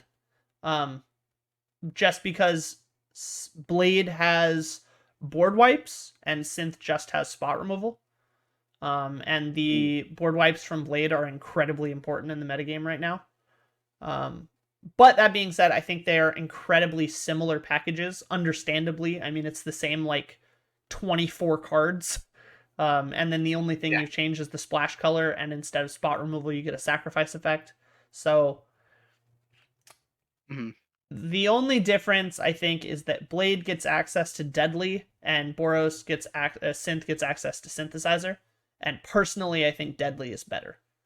I think they're better together, but I don't know how to put those decks together. It would have to be Mardu Synth, and I just think that deck is too slow for the same reason that Jeskai Ephemerate is. All right, so happy with that. I personally think these should be the other way around, but I'll take that as your override, similar to the mono black override earlier. All right, next up is Orzhov Ephemerate. This is the OG list, the Vampire Sovereign variant, or at least the older variant of Black-White Ephemerate. Yeah. This deck was designed largely to beat Kuldotha. And I think that while Kuldotha is still very big, the deck has evolved a bit into more of like a bursty, make a bunch of tokens, Goblin Bushwhacker them at your face type of deck, which Flicker struggles with a little bit. I also think that it has gotten considerably better with Goblin Tomb Raider. So, Flicker is suffering a little bit. I think that ultimately, Blade is the new Orzhov Flicker deck. I think Flicker is probably gone unless something very, very different happens, and we have to go back to something like Orzhov Flicker. So for that reason, I certainly think that it is below Blade. I just don't know how far below Blade. I think that it's probably in the realm of where we put Mono Black Control. With the other, like, Boros Flicker control. Yeah, I haven't seen this in a very long time. It's been a while. Yeah, it's been a long time. So, that being said, I mean, it's worth asking. Do you think it's still competitive viable? Well, that's the other half of my sentence. Is that I don't, like Elves and Goblin Combo, I don't think, or sorry, unlike those two, I don't think in the hands of someone who's really a master of the deck, you can tell much of a difference between who's playing it. Sure. I think that people are gonna. This deck is going to have its, its lovers. It'll have its good matchups and it'll have its stands for sure. Yeah, and I just don't think that it's going to be relevant without some serious changes to the deck. And I think that Orzhov Blade is the closest that we're getting to having the white-black archetype still be successful. Yeah. Totally. So I think that this white-black Flicker is going to be on the back burner. Like, it's going to have to. I think it's too slow. To maintain the Flicker identity, it'll have to be probably like a scam or something. Yeah, I think it's too slow these days. It was set up to edge out aggressive, very very all-in committal strategies, and those just aren't as effective these days. Now that being said, it probably would still be very good against Glitters because it ran a lot of single target removal, and it was set up with flying blockers and the ability to really kind of fight the war of attrition. But relying on a 5-drop like Vampire Sovereign to save the day for you really isn't going to cut it anymore. So yeah, I think that not winning is hard. Exactly, and I think that Elves and Goblin Combo both have a much higher skill ceiling than this deck. This deck, as you mentioned, it's harder to tell. It's just a lower skill ceiling. I mean, that's nothing against the deck. It's just there's less chance for you to outplay your opponent when your turn 5 is just tap 5 mana, play a 5-drop. So I think that it's not competitive viable anymore. I think that it's either bottom of tier 2, just competitive viable, like able to take some games still, or it is probably, in the Elves Goblin Combo, top of tier 2.5, not competitive viable, but still a cool deck. Yeah, I agree. Because it's just not as good as what you need it to be. It needs to go through some serious changes. Although there are parts of the deck that could be really strong. Like if it had the witches, Kumbaj witches, that's really good against a lot of the format. Sure. But it's not adapting enough. Agreed. And I think that it's not competitively viable. I would put it below Goblin Combo, but there's not really any order to that. No, that's fair. I'm okay with it being like next to Madness, Bully, Mono Black Burn. I mean, these are all decks that have largely kind of been retired from the format, but were good once. This is like the has-been section. Yeah. And I feel like it is amongst friends there. Similarly, our next deck, which is White Black Pestilence. This was a deck that was once a long time ago in a galaxy far, far away, a very popular, very strong, resilient deck. This relied on Pestilence and Guardian of the Guild Pact to really take over the game very quickly. I personally ran a Gates variant that I thought was pretty good, but a lot of that has fallen away, again in favor of Blade, previously in favor of Flicker. For that reason, I think the deck has to be below both of those, so it is at very least a tier 2.5, or at very most a tier 2.5, but I think this is bordering on the cusp of meme, personally. I think you gotta have a dream to bring Pestilence to a competitive event and think you're gonna do well these days. Yeah, I agree. It's not that it just hasn't done anything to adapt to the format as well. And yeah, totally agree. And it's way too slow. Oh god, yeah. So I was we were talking about just tapping 5 mana to not win the game. You have to tap 4 mana, and then you can possibly tap 5 mana to not win the game. Yeah. You have to tap 4 mana twice. You have to play Guardian and a Pestilence. Oh. Yeah, I think this is probably a meme at this point. I think it is below Cycle Storm. I think this deck is completely outclassed at this point. Yep, I put it there as well. All right, fair enough. Yeah. All right, next up is Poison Storm. This is a deck that has recently seen a resurgence. People have found some tech running, Nightscape Familiar, to reduce the cost of most of the blue spells and the cantrips with the proliferators to, essentially net mana through Manamorphose and things like the 1 blue, 1 colorless, draw a card, proliferate. Contentious Plan. There's a few of them, but yeah, Contentious is one. So yeah, this deck has certainly seen a little bit of a uptick in popularity since then. That being said, I think largely it is still being outclassed by the format. It's just a little too slow. The deck can win on turn 4, but I think that's as fast as it can go. Maybe turn 3. Let's see. Yeah, maybe turn 3. If you really have the ideal start. But I don't think this is competitive viable. Do you? No, I think this is also a meme. It's Oof. not. Well, I think that the deck itself is a meme. Not so much if you bring it to an event hoping to win. That's right. fair. I do think that you've got to have some really some really lofty dreams to expect that. But the deck itself is really funny.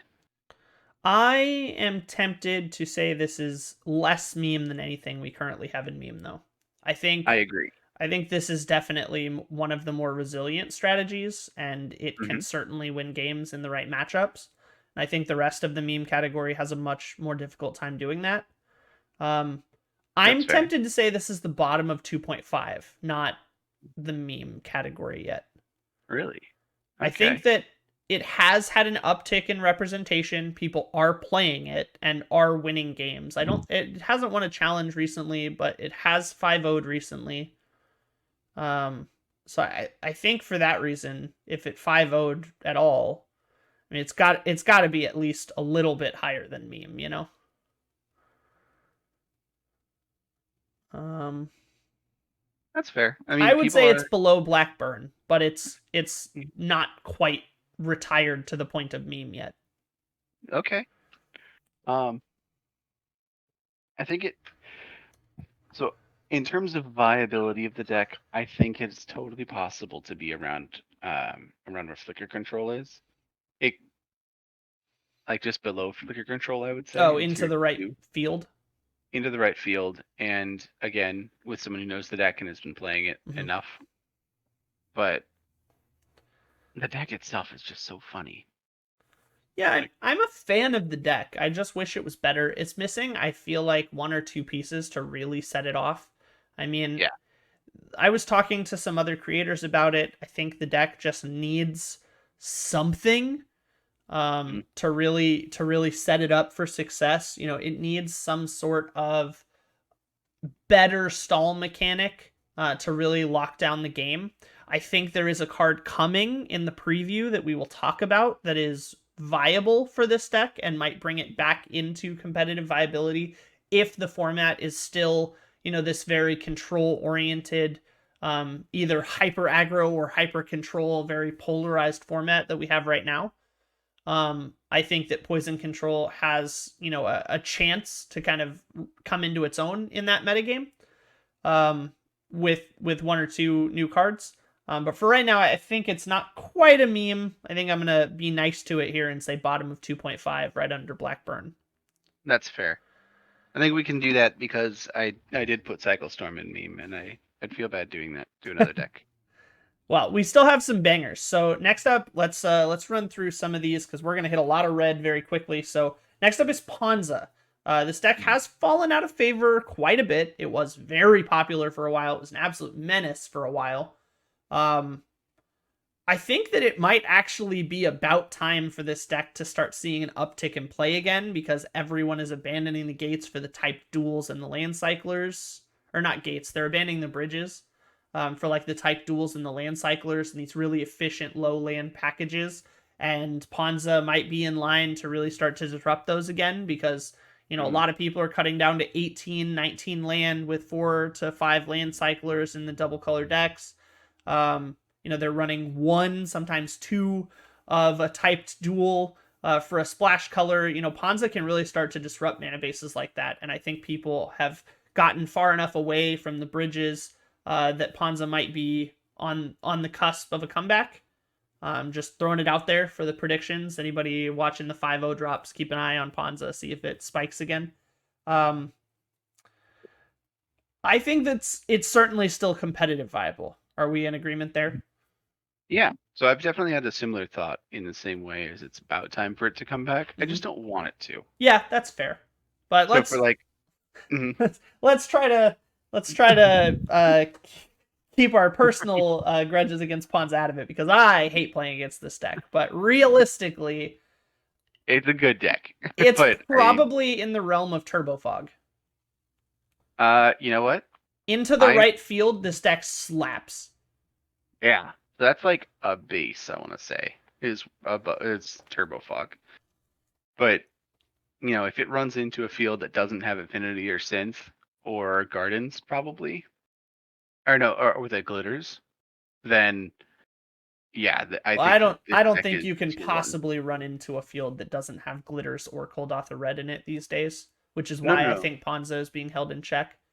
That's what I mean, though. Is like those decks existing keeps Yeah. Ponza a little out, but But So, without those decks, Ponza is top tier. yeah, I'm tempted Right to say now. right now it's probably above Bogles in tier 2. Maybe just below Turbofog in tier 1.5. I think that the decks that Turbofog is good against, Ponza is bad against. So I don't think right now it can be better than Turbofog.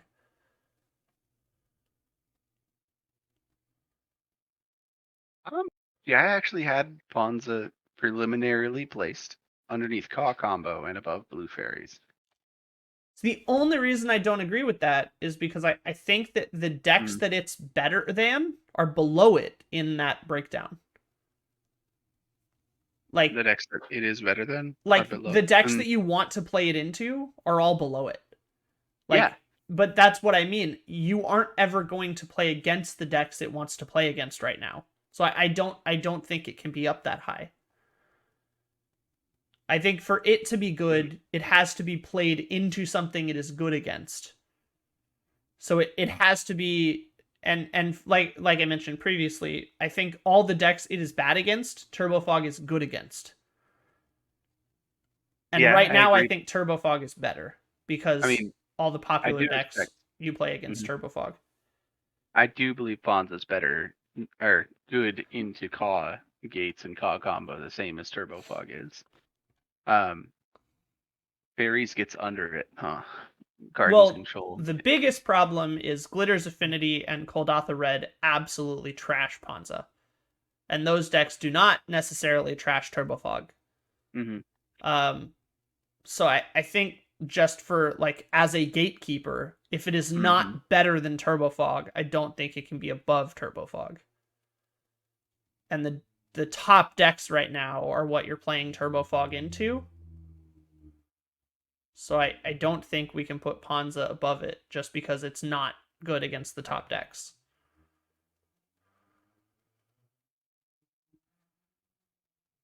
Like because right now the bottom of tier 1.5 is basically where we have like our niche cutoff.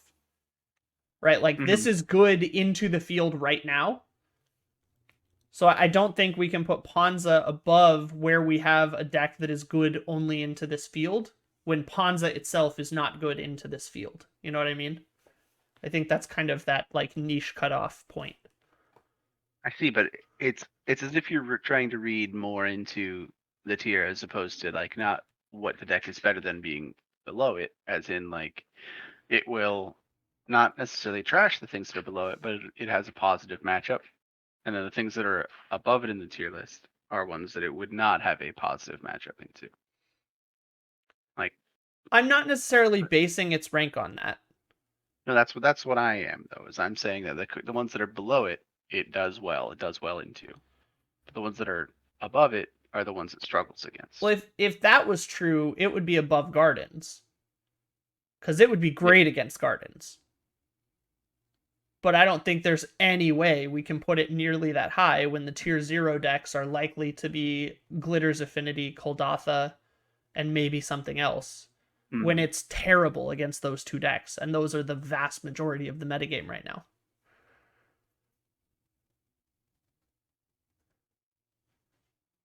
So I've just for lack of representation, for lack of playability into what is the most popular archetypes in the meta, like yes, it is good against some of the decks that will be above it, but I don't think we can put it that high in a metagame where it is just not simply it's just simply not playable against the top dogs right now. Yeah, all right. Like at its best, like I agree with you. If it was into a metagame without those decks, it would be very good, and it would easily be a tier 1 as it was, 3 months ago. But it just isn't there anymore. The top decks have just absolutely crushed it in terms of what it's good against and how fast it is.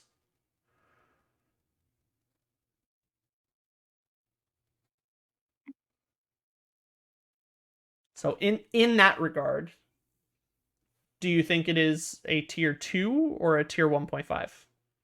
I think it's a tier 1.5. Then I think it has to go below Turbofog. I mean, regardless of what you were gonna say, though, it would have to go below Turbo Fog. If it was tier 1.5 or 2. Well, so was Turbo Fog. Turbo Fog we placed at the bottom of tier 1.5 as the cutoff between the two. You place that as the cutoff? Not necessarily the cutoff. It was just above the cutoff. The cutoff right now is Bogles. But I think Ponza is below Turbo Fog in the terms of Turbo Fog is currently better against the top decks and the majority of the metagame, and Ponza is not. So I don't think it can be above a deck that is better in the metagame than it is.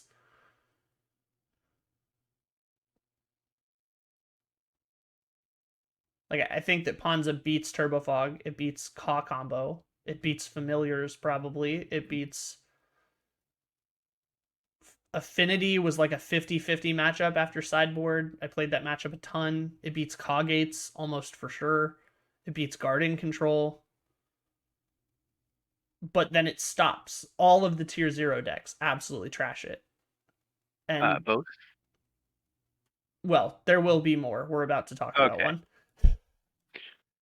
Yeah, alright. And I just don't think that a deck that is bad against all the tier 0 decks is going to be above a deck that is.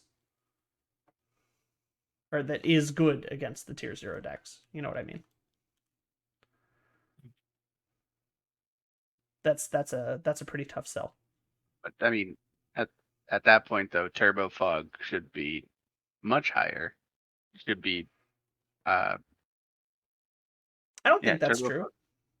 I think that just because it is good against the tier 0 decks doesn't mean it is necessarily as good against an open field as the rest of the decks above it. I think Ponza into an open field is only as good as its matchup against the most popular decks. And right now the most popular decks are bad matchups. So I'm tempted to put it like middle of tier 2 was where I would put it. I would put it probably just below Bogles, like second of tier 2.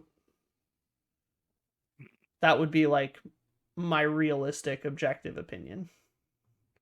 I think the Ponza would be in tier 1.5, and it would be good into an open field if you had an inkling that affinity or that the artifact lands, the bridges specifically, had fallen out of favor. Well, but even when those like Grixis Affinity and the like the bridges themselves can be completely gone, right? Because Glitter's Affinity runs like 4 of them, right? It really doesn't run very many. They don't need them. Ponza's going to spend its turn 3 killing one of your lands, and it's going to go, okay, I'll tap 2 Springleaf Drums, play this All That Glitters, and hit you for 12. Nice 3-drop. Yeah, so that's game 1. Game 2, they have what? The last sideboard I knew of Ponza had 8 artifact removal spells. It's lucky if it has 4 now, because you have to be able to contend with the rest of the matchups. If you go up against Gardens, I mean, you can be very good if they lead into a bounce land.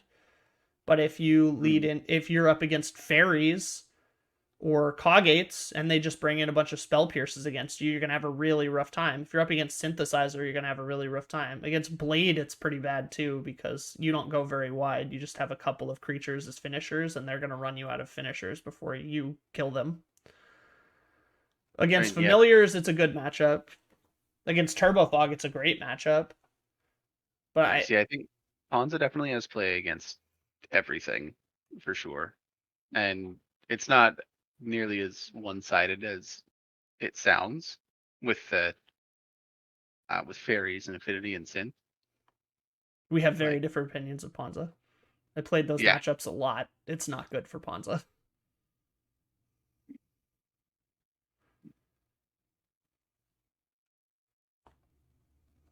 Yeah, because I can only go with the Magical Christmas Land of Ponza, where they have the sideboard of the 8 artifact removal spells that, or that shuffle or that exile, because those artifact bridges were the only things that stopped Ponza's whole theme. Yeah, but again, the artifact decks right now don't need the bridges. You can declamor their bridges. They don't care. Yeah, but what they're putting it on, what they're The- putting, If they're even reasonably good, Hmm. they'll just put it on a ninja or a Thraben Inspector that you can't declamor. And they have turnicides, so they can always one-drop counter your Acid Moss or your Thermokarst or your Deglamor. oh, Turnicide is not just creature. You No, kidding it's me? just permanent.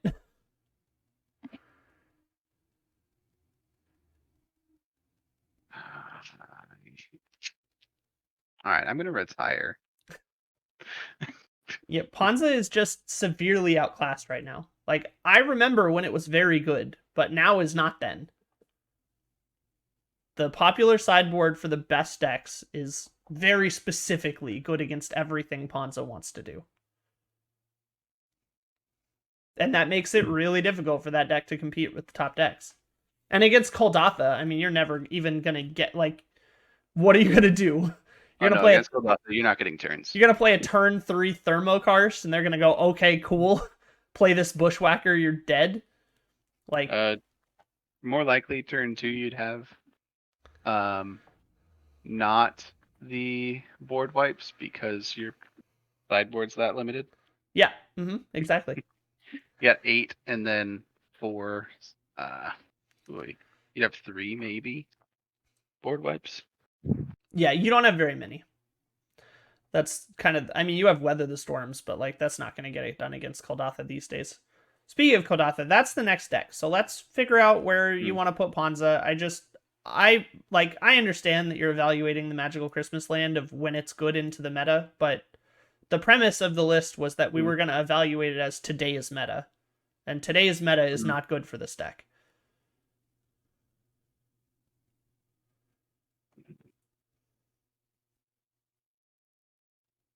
If it was good, we'd see it, and we just don't. I think it might be time for it to come back, but it has to find a timing. Right? It needs to find a tournament where everybody is playing anti-glitters, where everyone's playing Gardens Control or Familiars, right? And then it'll run rampant. But until that day, and today is not that day, I think Ponza is going to stay right where it is in like the middle of tier 2 with the rest of the decks that nobody's playing right now. The still good decks, but the decks nobody's playing. That's the only reason I had it below Bogles. I had it below the threshold of decks that people are actually playing regularly, and above the decks that are losing regularly.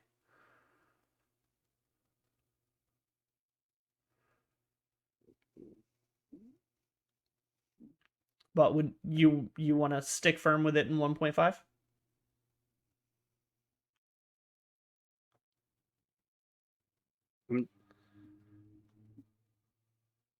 Yeah, there's still the knee jerk of it. I don't think it's in the Bogles tier. Like, I think that's correct. Yeah. You're just on the wrong side of it. I think Bogles is better, but okay. If you wanna hard stance, this is 1.5. If you wanna die on that hill, I'm okay with it. But I want Ponza to die. I think that the amount of I think Ponza is dead right now. the amount of fear and respect I have for that deck is too much to put it below Bogles. I think Ponza is dead right now, and Bogles isn't, which is why I think Ponza should be below it. But that's okay. We can leave it there. This is your hand pick. This is your hill. Yeah. You got it. Next up is Kuldotha. I mean, this is a slam dunk tier 0, but is it above or below Glitters? I think that Kuldotha is.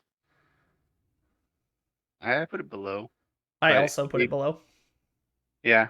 Yep. Like it could be above it on like God hands, but average, I think it's gonna be worse. I agree. Next up is the sticker variant of Kuldotha. I think this is very close to regular Kuldotha, with the exception that, unlike regular Kuldotha, you are spending your 3 drops playing a card that, if it gets killed in response, you have no follow-up. And I think that is a significant weakness. Because if you tap out on 3 or on turn 2, and they kill it, and you get no mana back, and you don't advance the board, your kill turn just dropped by like 2 more turns. And that's a huge issue for a deck that is playing on a knife's edge, basically, with the race against Glitters, as well as against the, like, turning the corner against Gardens and Caw Gates. That 2-turn window is pretty much all you have. So I think for that reason, Sticker Red is, like, all the way, probably all the way down in tier 1. Probably just above Fairies would be my knee jerk. But if you have other thoughts, I'm okay with it.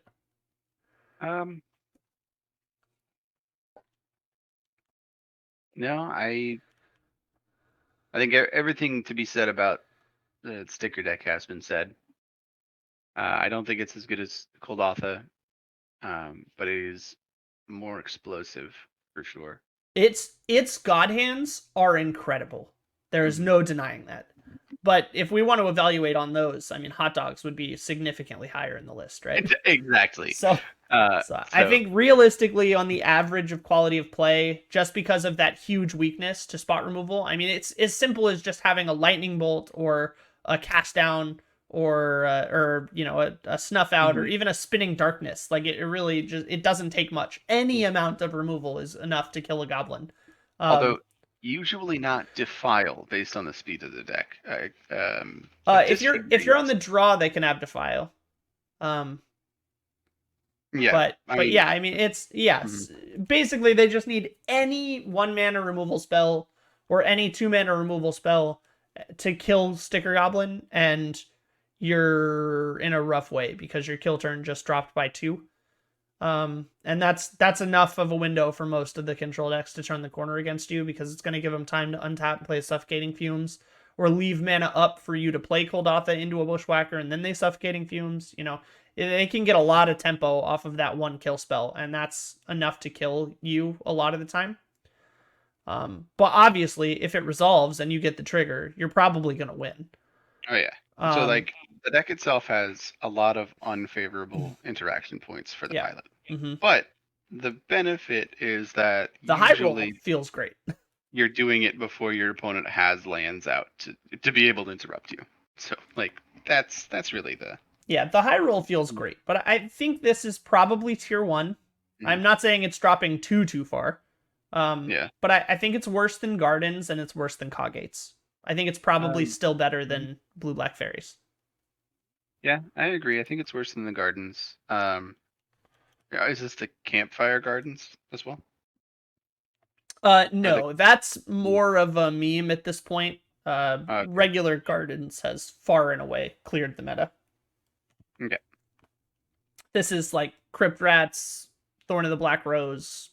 Oh no, I was just asking if it still had the Campfire in the list. No, that list was very specifically like a 3-creature list. It was very much kind of a exploit a weakness in the meta until people knew you were playing it, and then after that it was very difficult to win with. All right, next up is red 1-drops. This has definitely fallen out of favor a bunch.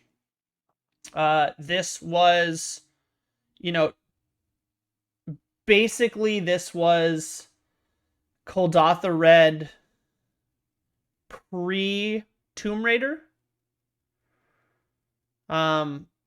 It was, you know, Swift Spear, Blast Runner, Bushwhacker, Kuldotha Rebirth, Chain Lightning, Lightning Bolt. It's very similar to the regular Kuldotha list, except it's not running the 2-mana exile draw effects. It's running only Synthesizer and Implement.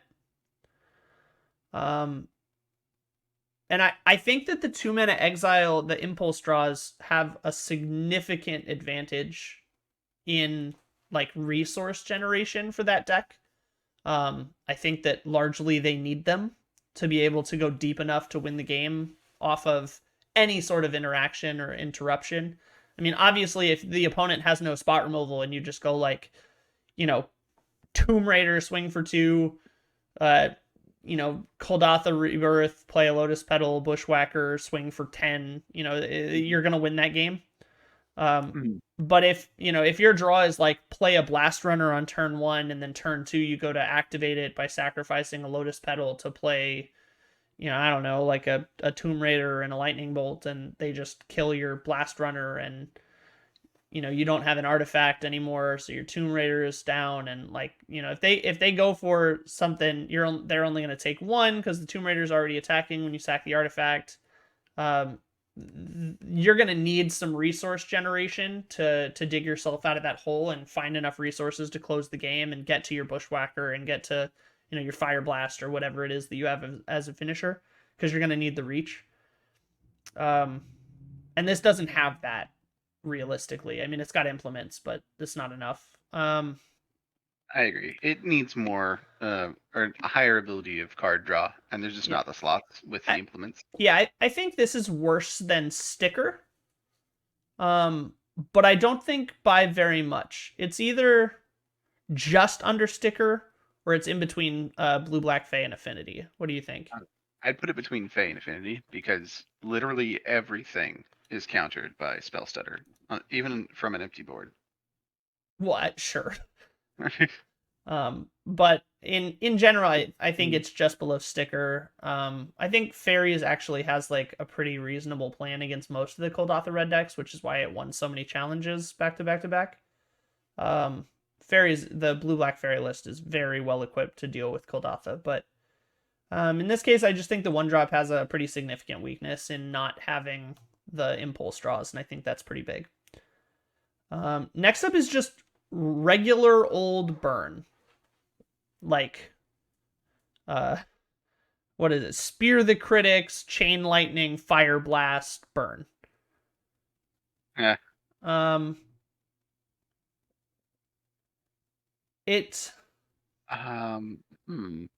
think this has fallen pretty considerably. I mean, this is back in the days when mono red would just absolutely roll over to a Weather the Storm resolving.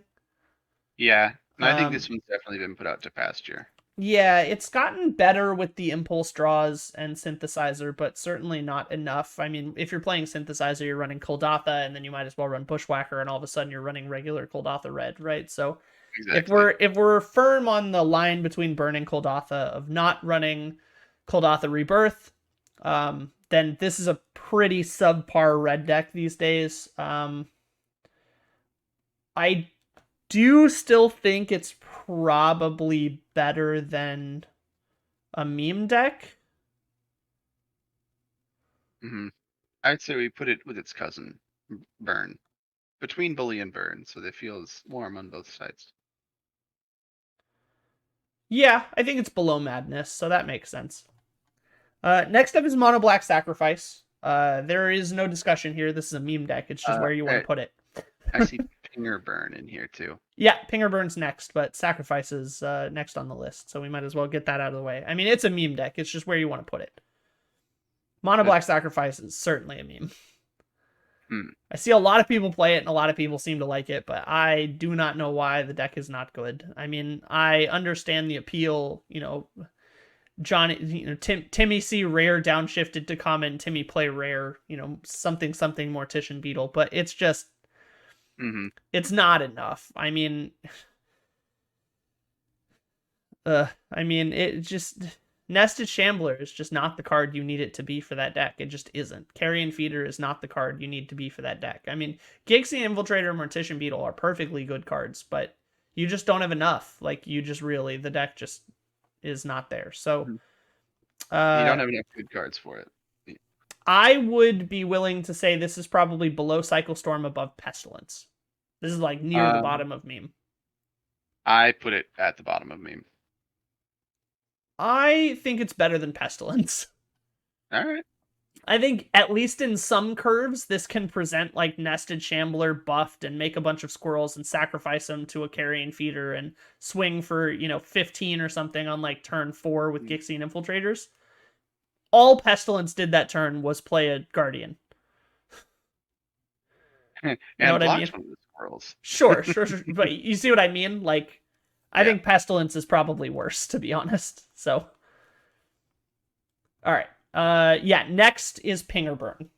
So Pinger Burn is the inverse of One Drop Burn. Pinger Burn is all 8 impulse effects plus the synthesizers, and you're running the Kessig Flame Breathers and the Thermal Alchemists and that kind of thing, and you're just chain gunning one drop burn spells and draw spells to try to ping them out with the extra damage from all the pingers.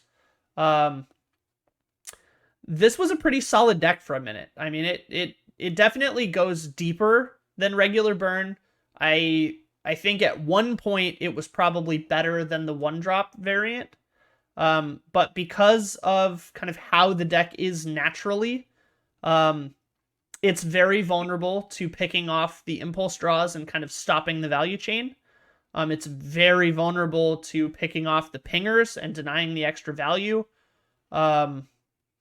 It, for the same reason as burn, kind of rolls over to weather. Right? It has more for it than against weather than regular traditional burn did, just because every spell is like a lightning bolt plus in that deck. But I'm tempted to say this is better than traditional burn, but not by much. Might be in between Elves and Goblin Combo. That would be like my knee jerk. Maybe bottom of tier 2. I don't think it's competitive viable though. Yeah, I don't think it's competitive viable anymore either, but it seems like it's still from like the Elves genre or Elves generation. Yeah, I think it's between Elves and Goblin Combo. Yeah.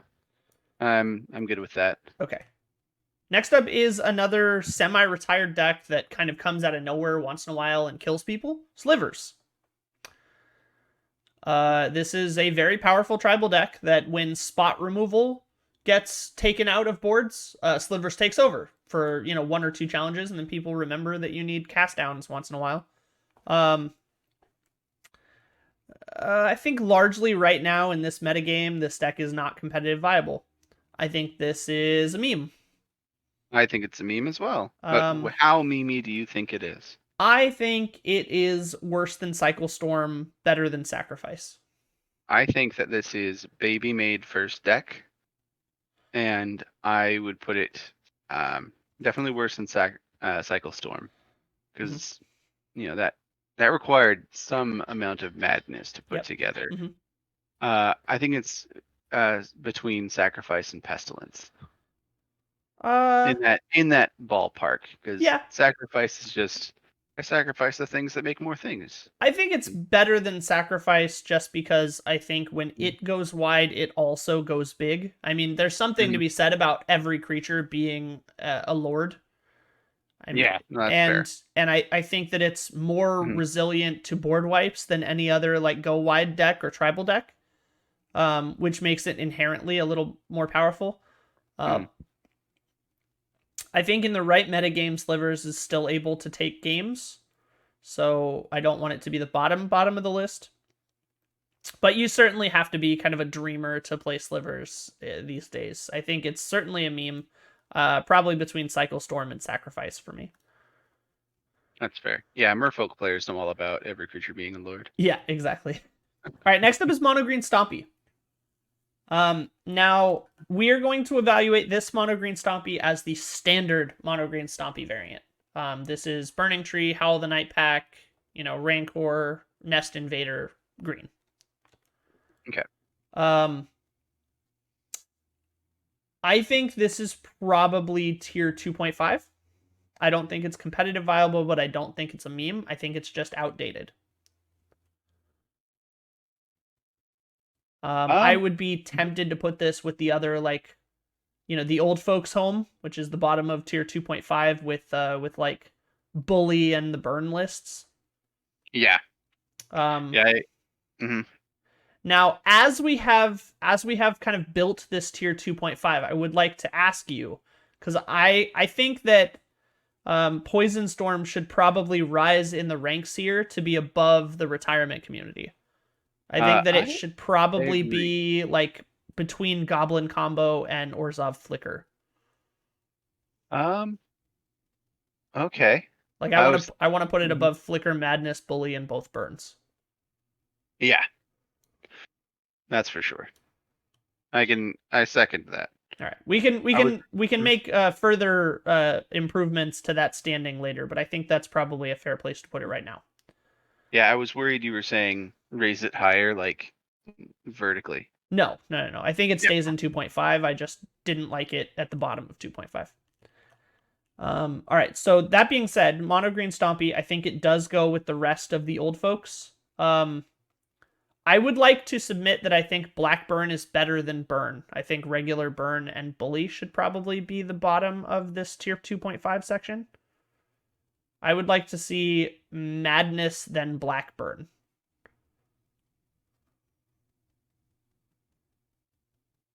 Madness, then Blackburn. Yeah, so the change I am proposing, if Mhm. you cut out the like top half of 2.5, I want the Yeah. bottom half of 2.5 to be Flicker, Madness, Blackburn, Redburn, Bully. Yeah. Or I maybe see it. Bully, Redburn. Bully, Redburn. I think Bully is still a little bit viable and Redburn is not. Yeah, Redburn is not viable. I guess. So like And Madness, Blackburn, Bully, Burn. yeah, that's Okay. fine. And now that we've made that change, I think Mono Green Stompy should probably go like between Madness and Blackburn. Maybe between Flicker and Madness. It's in that like not quite the bottom of tier 2.5, but like the bottom half. Okay. So there's an interesting thing there. Because I think that Black Red Madness has reached its peak. Like that's the most it's going to get without new Madness cards being printed, right? Like new mechanic or mechanically I don't think we need similar. new Madness cards because Kitchen Imp and Fiery Temper, as well as Alms, was it Alms that was the Drain 3? The Drain 3. I think all of those cards are actually quite good still and very efficient at 1 mana. The But the thing only is the enablers. Sure. Right, like- So I don't think we need new Madness cards. I think we need new discard outlets. And the blood tokens were a step in the right direction. I just don't think we have an efficient enough way to make blood tokens because they cost mana to activate. Yes. I will say the artifact sub-package in that deck goes a long way. Galv Blasts are quite good. Deadly Dispute is quite good. I like that we're getting, like, you also have Fanatical Offering in that deck now if you want it for map tokens, which is kind of interesting. I don't know if they're good enough, but it is another draw card that makes an artifact. But I think that Madness is still better than both variants of Burn and probably better than Bully. Okay, but here's where I was going with that. Is that Madness as the mechanic usually accompanies some of those discard outlets. You don't really get too many of them outside of the sets where Madness exists or where discard benefit or Madness adjacent things are. Stompy can get better with every set. Like there's still plenty of room to grow with it. And so I don't necessarily want to evaluate potential here. I just want to stick to what it's like in this meta right now. That's fair. But I just mean that it has that possible upside in the future that I think that it would be better to have Stompy above Madness. I am perfectly fine putting Stompy between Flicker and Madness. I wanted it between Madness and Blackburn, but Flicker and Madness is fine too. The bottom half of tier 2.5 seems fine with me. All right, now this next one is cute. So Sticker Stompy, for those of you who don't know or maybe only play MTGO, is a mono green Stompy deck that is running the newly downshifted Slitherhead alongside cards like Finishing Move, which generate tickets and allow access to stickers. And the sticker that you're going to be using are the Power and Toughness stickers for 2 mana, namely the 4/1 and 5/1 stat lines. What this allows you to do is put that sticker on Slitherhead, and stickers, for those of you who don't know, stay active in all revealed zones, including the graveyard. So what you can do is you now have a 5/1 or a 4/1 1-drop that when it dies, you can pay 0 to put 5 or 4 respective 1/1 counters on something for free with Scavenge, because Scavenge reads you put 1/1 counters equal to this creature's power on target creature. So it is a very cute little interaction. Finishing move, for those who don't know, is a green fight spell that gives you 2 tickets and allows you to place a sticker beforehand, so you can use finishing move to make your Slitherhead a 4/1, fight something to kill it, and then for free scavenge onto another card to make it huge. So there's a lot of cute interactions, a lot of really interesting niche value options there, and the stickers generate a lot of weird card text and power toughness options that you can get. So there's a lot of flexibility there. But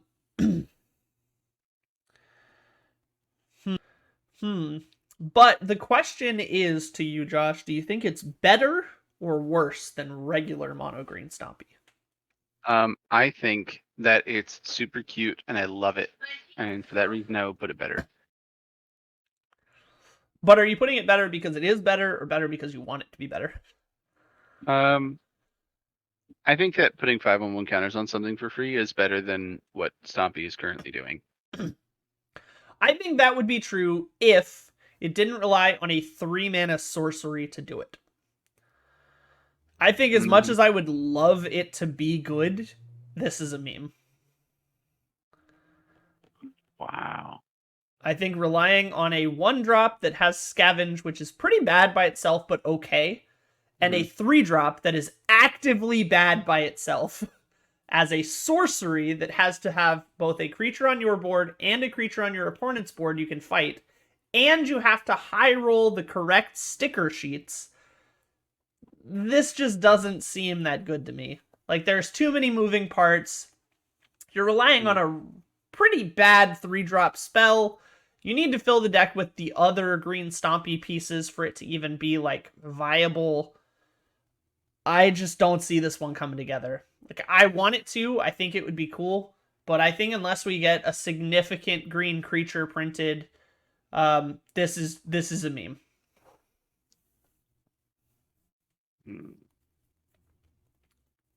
So you have chosen death. I mean, we just have to be realistic here. I mean, look, you're not wrong, but I mean, come on. When it works, it works. I think this is under Cycle Storm meme.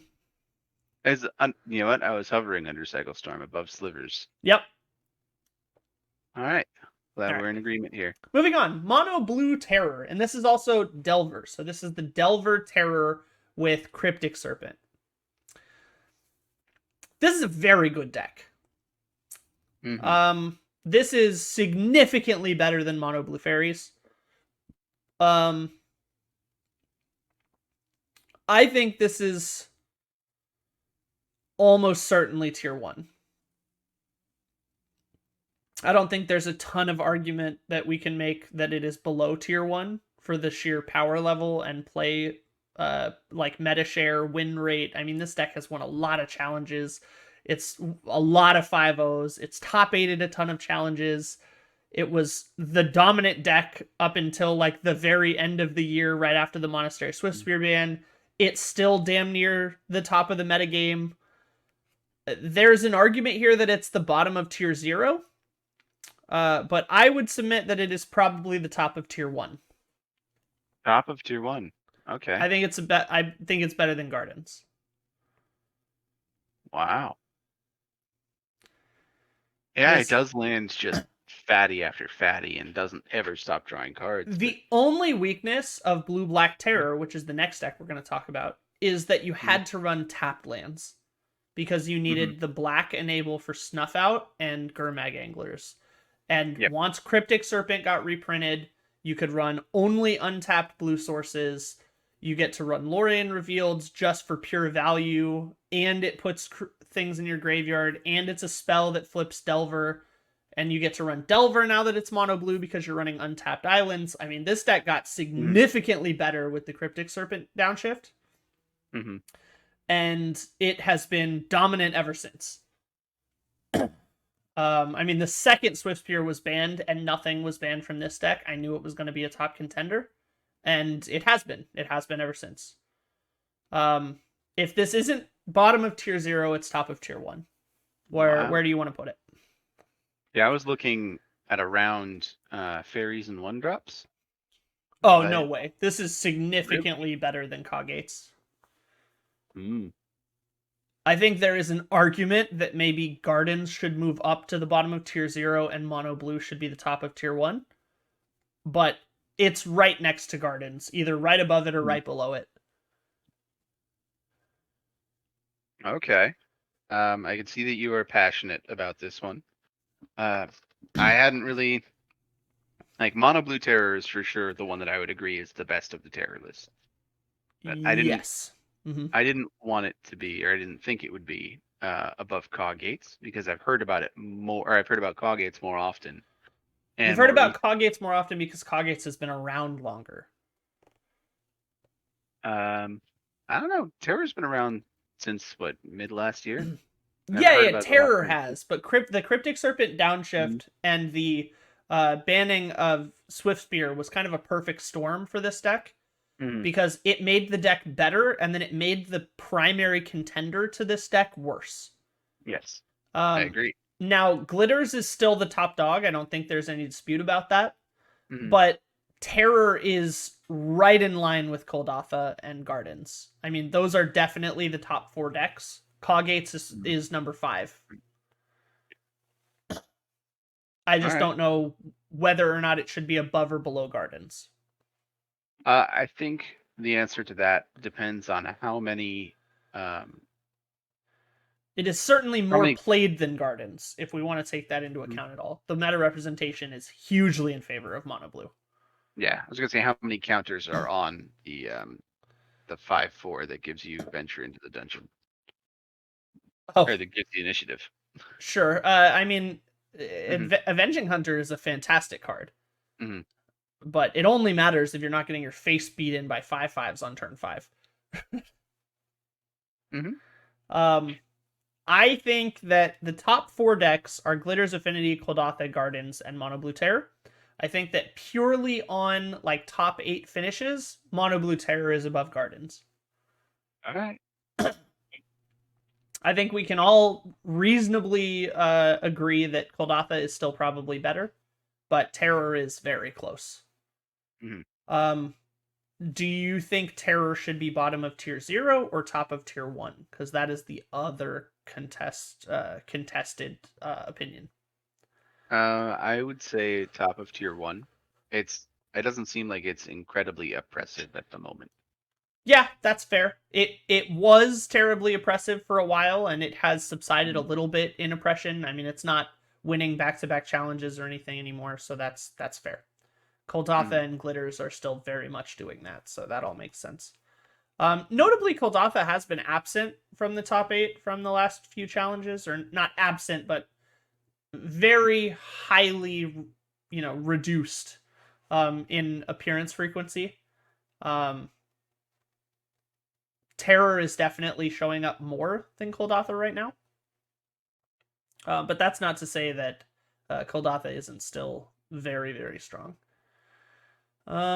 Let's see. Next is Blue-Black Terror. Okay, this is the older version of Terror before the Cryptic Serpent downshift. It is still played because Snuff Out is a powerful tool. But not played as much as the deck right after it, which is going to be the Skred Terror, Red-Blue Terror, which is the deck that Andrea Mangu just posted a video about 5-0ing with. It has certainly seen an uptick in popularity, if not because of that video, certainly after that video. So it is definitely on the upswing right now. I think in terms of sheer popularity, Blue-Black Terror is the least popular of the 3 at the moment. I think it does still have competitive viability, but probably only just. I would put it probably above like Turbo Fog right under Mono Blue Fairies. The blue-black version. Yes.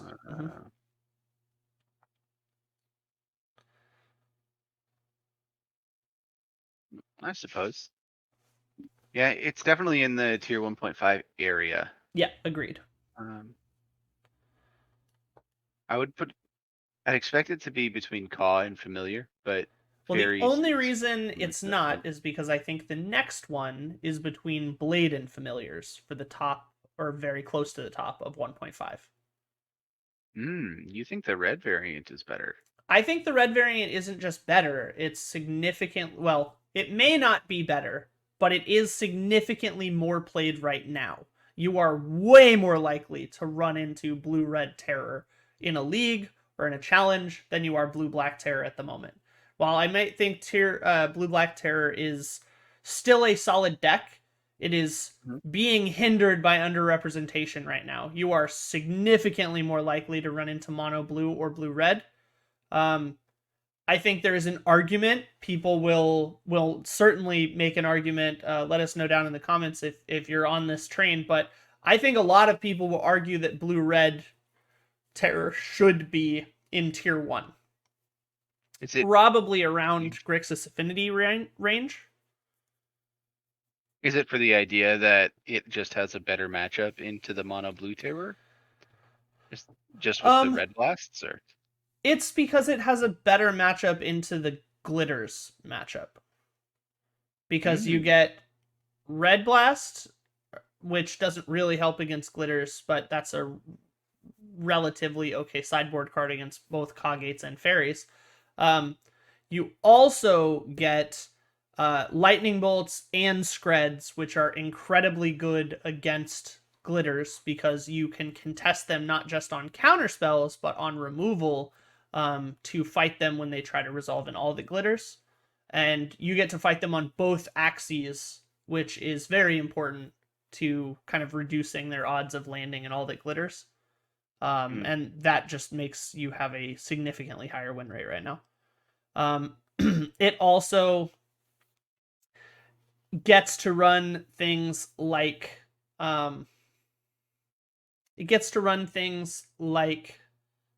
Fiery Cannonade out of the sideboard to support like Crimson Fleet Commodore for the Monarch in like the grindier control matchups, so you can fight them on their resource generation, as well as have a board wipe against Kuldotha that doesn't wipe your board.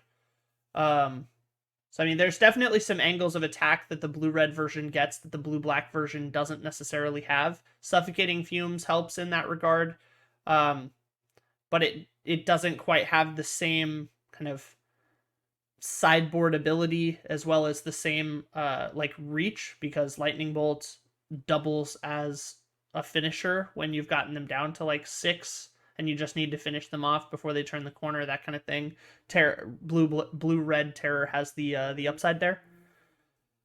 In relation to mono blue terror. Mono blue terror just benefits so much from not having tap lands that it's hard not to say it's the top.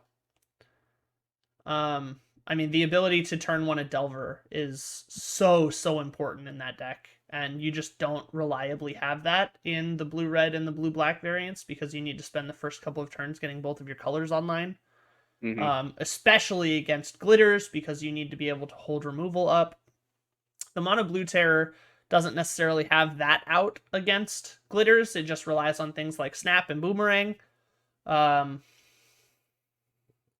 which are fine. The Delver does a good job of kind of setting a very quick clock most of the time, and you can follow it up with some big chunkers that all block or attack into Myr Enforcers very favorably. So you get a lot of options there in the mono blue. So I still think that's the top dog, but I think blue-red terror is either like next to Grixis Affinity or it's like near the top of tier 1.5. I think those like 4 decks.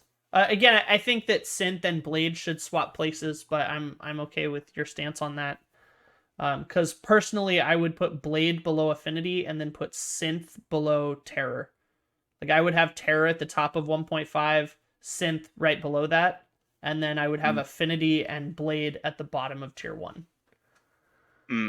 But as things stand right now, I think it either goes right after Affinity or like in between Blade and Familiars or right above Blade.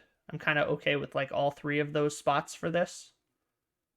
Do you have strong feelings anywhere? I don't really have strong feelings for the blue-red terror. Mm-hmm. It was really just blue-black and mono-blue that I figured would be closer together. Oh, yeah. The only in blue black was a very good deck of its time, but I think just in general, snuff outs are a little bit of a hindrance because the pay for life is relevant in the aggro matchups for the tier 0 decks right now. And overall, Gurmag Angler is just such a worse splash card than something like Lightning Bolt and Skred against those decks. And then you get access to Delver and you get access to Cryptic Serpent. It's just very, very like you get so many better situations in the mono blue variant than the blue black variant, and the blue black variant is really just kind of outclassed by the mono blue variant. Now that they have Cryptic Serpent, so it really did take a pretty significant hit in stature there, and it's not really played anymore. I mean, realistically, you could make a strong argument to blue black terror down in like the retired area because it's just not a deck you see anymore. But I think because it's not quite outclassed by the rest of the metagame yet, you can still win games. It is still a viable option to play.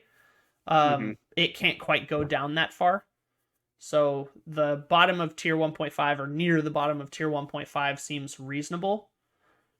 But because the blue-red version has good spot removal, which is significantly better against the tier 0 matchups than the blue-black variant, it's got to be higher up in the standing, and I think it jumps a few places. So it's either like near the bottom of tier 1 or near the top of tier 1.5. I'll let you kind of have the final decision there.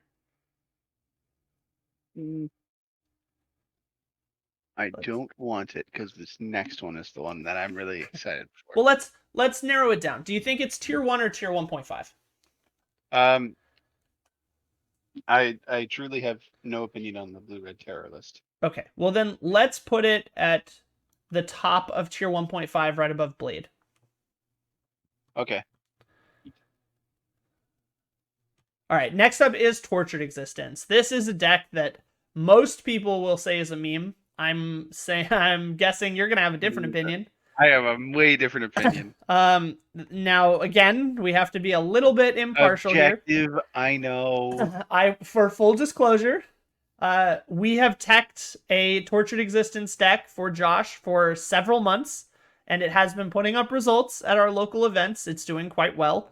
It is quite good in this metagame right now and has been having some success. So if you're interested in a deck tech of that deck, let me know down in the comments. Maybe I can talk him into sharing the list. But for right now, I'll let you take over here. Where do you think this belongs on the tier list? Now, it is worth mentioning... 0 above Glitter's Affinity. You're out of your mind.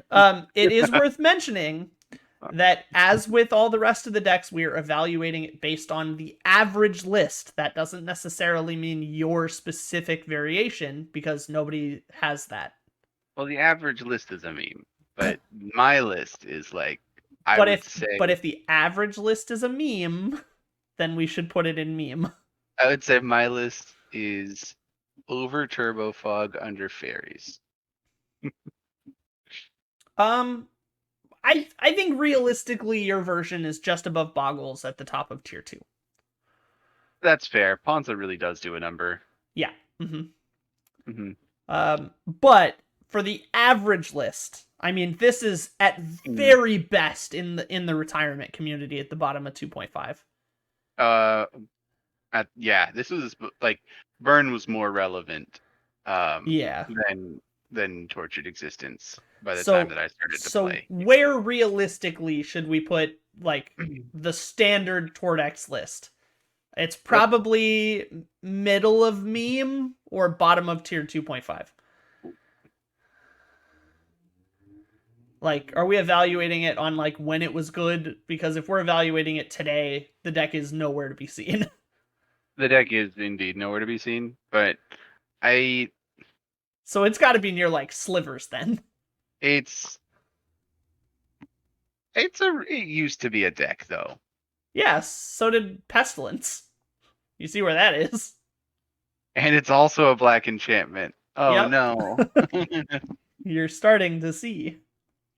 Oh no, but green is a better sideboard color than white. Is it? White has Dust to Dust. Yeah, like green's got Weather the Storm That's true. and All right, other where realistically do you think this should go? I don't think we need that much discussion on it, but if you would like to share your TortEx, So- we might be able to make that Yeah. happen. So I don't think TortEx is above Hot Dogs, the average list. And for that reason, it's got to be in meme. Yeah. I would say it's probably above Sacrifice. Like Yep. there's Mhm. same similar kind of vein, but Yep. average portrait existence probably there. Agreed. But next we get to talk about some good decks again. Combotron. Where do you want Now- Altar Tron? I feel offended. Because this Wait. is another very solid deck. Why is there green in here? Combotron? Yeah, no one plays green in Combotron. The Ancient Stirrings. Never heard of it. Definitely is played in that deck. That's true. So is Weather the Storm. Combotron's weird. Yeah. I'd put it below Ponza, no matter wherever you put that. Really? Why? Sure. Because I mean it can beat Fog or Turbo Fog. I'm Yeah, not worried about what maybe it can't can beat beat Fairies. matchup wise. Just in relative power level to the rest of the field. I mean, this Mhm. is at least as good as Familiars. I would say, yeah, it's at least as good as Familiars because it has the infinite in two ways: infinite life or infinite damage. Or Infinite Creatures. Well, yeah, and infinite creatures. Like the infinite creatures is the way to get the infinite life or the infinite damage. So it's Like, like personally, I think Combotron Mhm. is the only tier 1 combo deck currently. It's at least as good as Familiars. I think it's probably better than Synth. I don't think it's as good as Grixis Affinity. I think it's probably the bottom of tier 1 right now. see, I don't think it's got much it can do against a lot of that tier 1 stuff. Like the decks it's trying to prey upon take a long time or take a while before they kill you. And like the red decks, sure, it's tooled pretty well for that. In Affinity, I guess. The other Affinity one- is a very tough matchup. But again, not looking at individual matchups, although we can use those for like help I am. if we're stuck. I'm not saying, yeah, I'm so. Do you? The decks that are above it, right, are the ones you expect it to play against. These are your words, not mine. Yep. That's what I'm saying. Is the decks that are above it, so Mhm. it would probably be below Synth. If you wanted to put it in tier 1, but I don't know if it's better than Blue Red Terror. It's definitely better than White Black Blade, and I think it's better than Terror. I think it's probably the only tier 1 combo deck. I think it is better than Synth though. really. Yeah. Like Synth. What does Synth beat most? Like realistically, when you're playing Synth, what's the ideal matchup? What are you hoping to go against? Hmm. And I ask you this question because I'm trying to see if we agree on Are two you asking things. for a specific matchup or a style of a deck? It could be either, but what I'm trying to get at is that there's a reason I think the vast majority of players who love Synth are not playing Synth right now. Even the most diehard player I know that loved Synth, Mangu, has swapped to Blade. Yeah. And there is a reason that top tier players are abandoning this deck right now, and it's because the strategy, the style of this deck, where I'm going to play 1 or 2 cards and I'm going to slowly grind value and, you know, with or without Barb Batterfist to generate blockers. Yeah.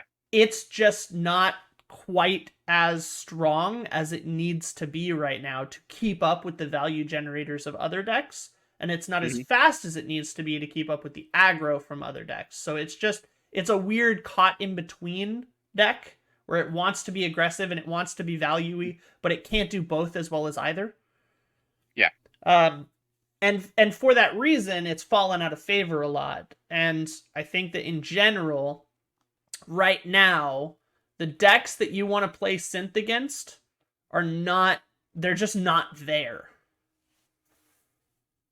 So I'm trying to figure out what you hope to play synth against. Like, what is your go-to? You know, when you sit down and you shuffle up synth, what field are you picking that into? Because I don't know of a field in this meta that I would choose to bring synth into. I would have played it into the earlier versions of Kuldotha. Today. I'd be kind of intrigued to see how it plays into Affinity. The Glitters Affinity, not the Grixis one. Glitters Affinity is rough for you. You play too many tap lanes. What? Synth? Yeah. Synth plays too many tap lanes? Mm-hmm. We talking about the same synth? Yeah. Tapped lanes. Yeah. It runs at least 4 tapped duels, and it ran 2 bounce lands.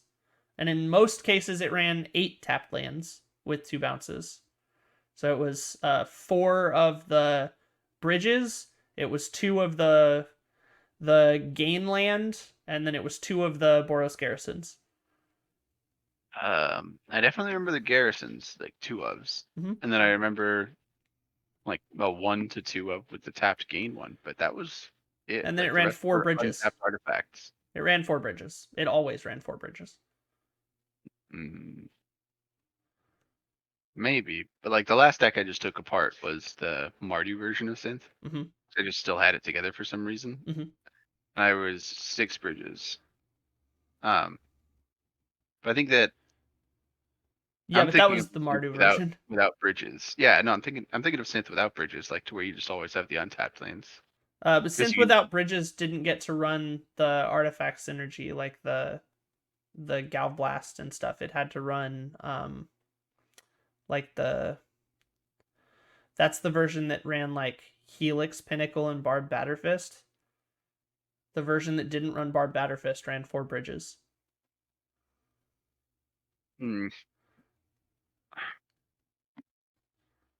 Anyway, I think the Synth with untapped lands would be interested into Glitters Affinity, but that's yeah.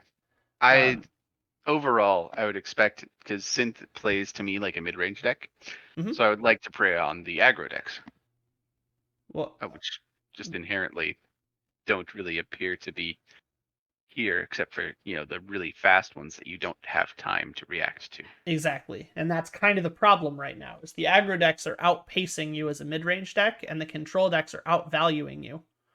So you don't really have that middle ground to play in that we did, you know, probably 6 months ago when Boros Synth was really popular. Yep.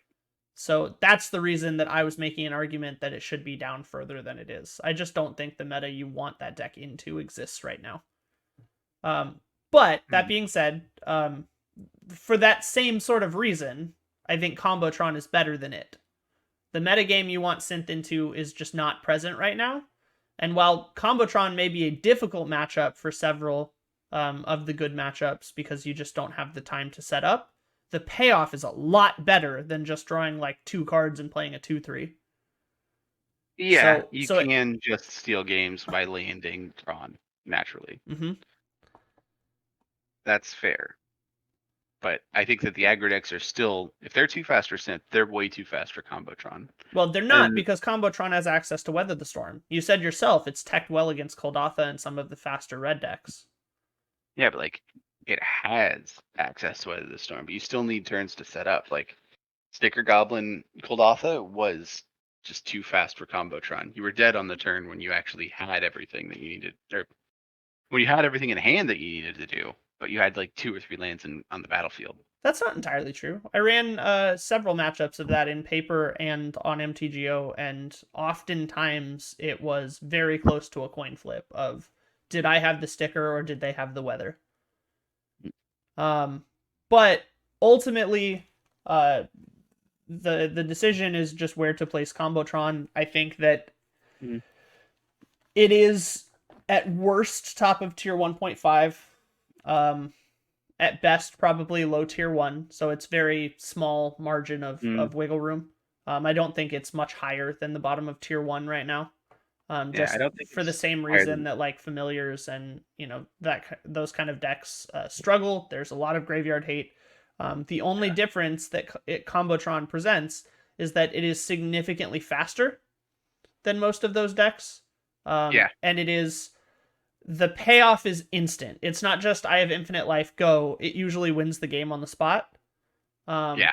And for that reason, I think that it is more likely to be good into an open field of this metagame. I think that it is probably too slow for the Glitters matchup, so I think that is hurting it, which is why it's not higher in tier 1. But I think it is good against the majority of the other matchups. It's great against the mono blue Terror deck because you just don't care. Unless they have like a very good Spell Pierce, you're probably going to win if they ever tap out for like a couple of if they commit for a terror or something, or you just have a single counter spell to play around, you have a pretty okay time in that matchup. Against Gardens, you're very good. Like unless they have like exactly turn 1 Nihil Spellbomb, you're probably going to be okay. Caw Gates is very similar to the mono blue Terror matchup. You have a reasonable amount of time to set up your combo, and they have to very carefully choose their counter spells. And, if you can ever orchestrate a situation in which you just have to play around one counterspell, you can probably win. And Natural Tron goes very well into both of those matchups just because you have so many spells you can cast and they have, one counterspell available. Stickers, when I played it, it largely came down to do you have weather and do I have sticker? It really just was that simple. It's very coin flippy. The only problem is that if I have sticker and they don't have weather, I win. If I don't have sticker and they have weather, I lose. But if I have sticker and they have weather, I lose. So the matchup was in favor of Combotron. Dimmer Fairies is probably a pretty bad matchup, I'll be honest, for Combotron. I think they just have the control tools that they need as well as the tempo. They're going to be able to put you on a clock while generating resources and then hold back the counter spells and be able to fight you on it. Plus, they have black, so they have access to some exile effects that mono blue might not.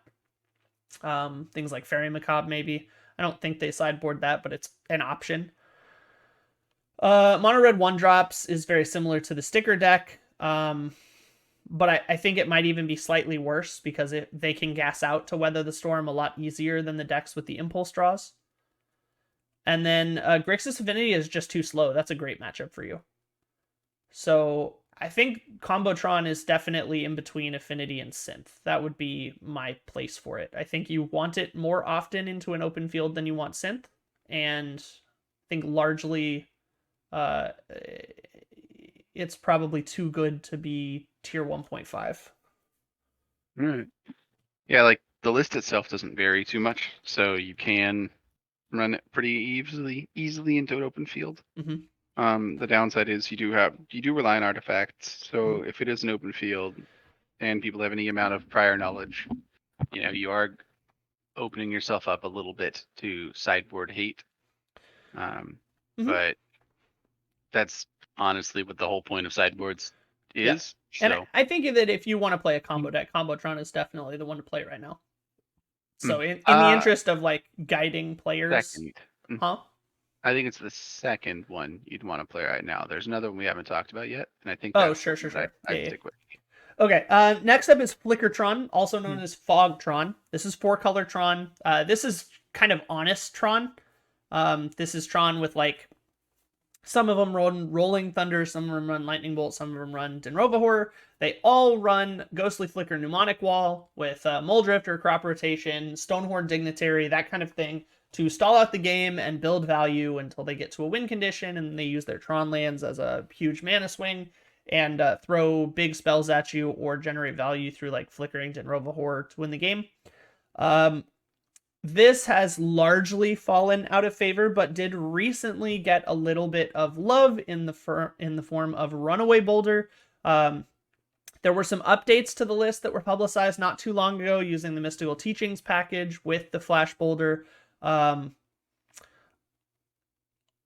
think the deck has always been good. Tron in general has always been good in Pauper, similar to Bogles. But I think in general, this deck is largely trying to do what the Boros Ephemerate Flicker Control is doing with like the Stonehorn Prismatic type of lock with things like Moment's Peace and Stonehorn Dignitary. I just think their payoff is better and they ramp better, so it's definitely got to be better than that. The real question is how much better. I do think the deck's competitive viable.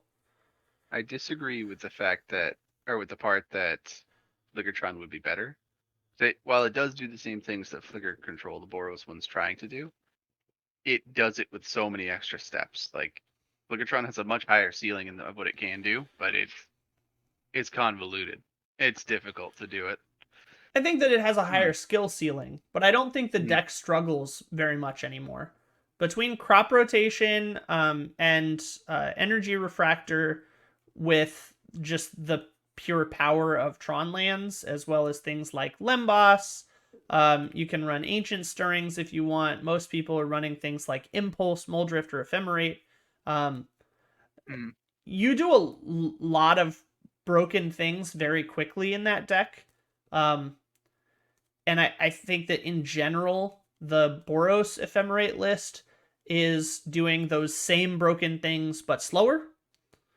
And while they're winning through initiative, which I think is a better win condition than trying to like Rolling Thunder somebody out, I think probably somebody should find room for like a Goliath Paladin in the Flickertron build and use that as a win condition instead. But ultimately, I Flickertron has like it's seeing recent play, it is seeing recent finishes. Boros Control is not. Just by pure definition of playability, that means it has to be above it. Now, a similar argument to Mono Black Control. Nobody's playing Mono Black Control, although it can be played well. It isn't really making any finishes. It doesn't really have a meta share. Nobody's really playing it right now. Flickertron is being played. It is having finishes. It is showing results. It's not a huge part of the field, but people are playing it. It is being talked about. It is being used right now. So I think it is, by definition, competitively viable because people are winning competitions with it. It's just a matter of where. I think, kind of by design, I don't think this can be higher than the top of tier 2. Just because, like you said, it is a little bit convoluted. And it is vulnerable to several forms of removal, right? It is vulnerable to graveyard removal. It's vulnerable to Ponza or any land destruction, raises especially. It is vulnerable to artifact removal. It takes some time to set up. So a lot of the very aggressive, Glitters decks, Kuldotha decks can really abuse that because it needs 2 or 3 turns to set up. So, I don't think it's better than like Ponza Turbo Fog. So I think we're probably hard locked in tier 2.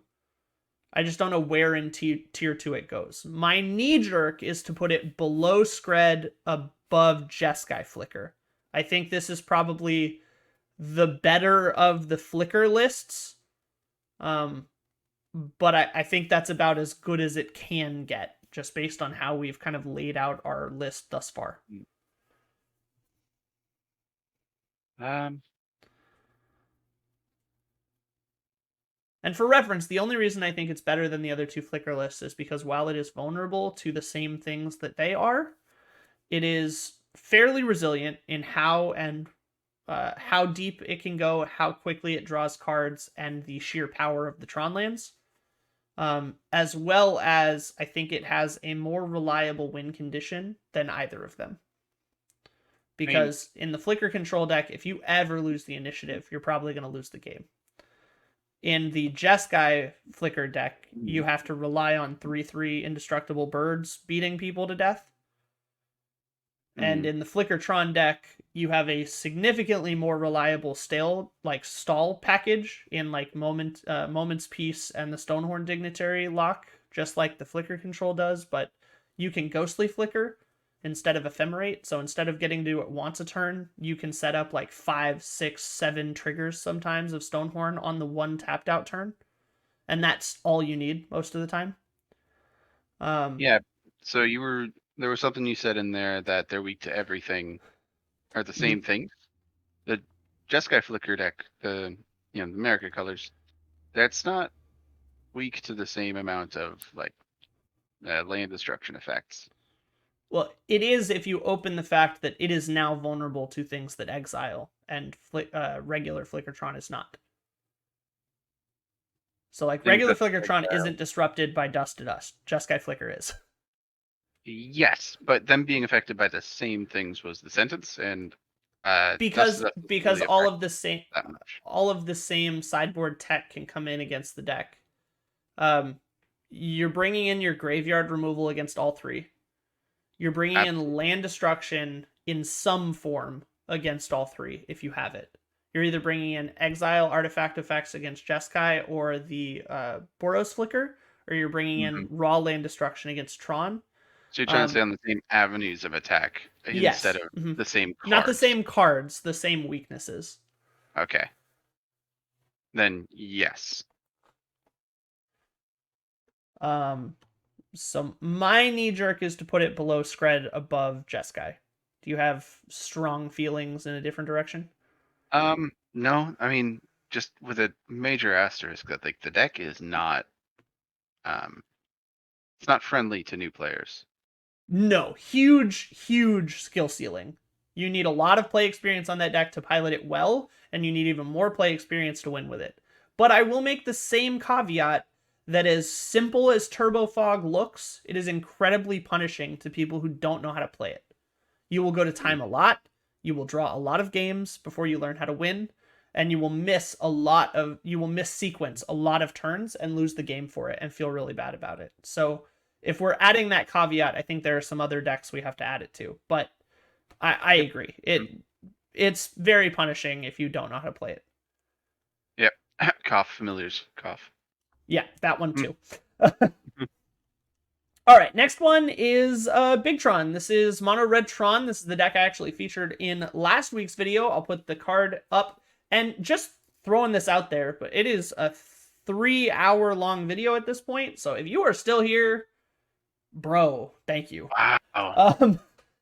I couldn't listen to my voice for that long. Thank you. You're a real one. Yeah, no kidding. Y'all are crazy. Josh, give a secret word. Secret word. Comment it below. What's secret word? Pineapple on pizza. Pineapple on pizza. Just comment it down below. Don't give it any context. Say nothing. We'll know. All right. Mono Red Tron. Let's finish this up. We have 3 decks left. Mono Red Tron, featured it last week. It's a lot of fun to play. It's fairly difficult to play, to be honest. There are certainly bad matchups. There are certainly good matchups. It is a Tron deck that doesn't necessarily care about getting Tron as fast as possible, which is super interesting. In fact, it's often wrong to go for natural Tron because you need a red source to start to stall out the game. A lot of the big mana payoffs I felt were the worst parts of the deck, funny enough. But in general, unfortunately, I think the deck is probably not competitive viable. I think it's cute more than anything. Maybe just. I mean, I could see an argument for it being under the Flicker control deck in tier 2. If we want to say like it just makes the competitive cutoff, because I mean it did back-to-back 5-0. Like you can't argue that it was beating decks in this meta, and I did well with it when I tested with it. I tested it for a week. I had a very good win rate, so I can't say it's not winning games.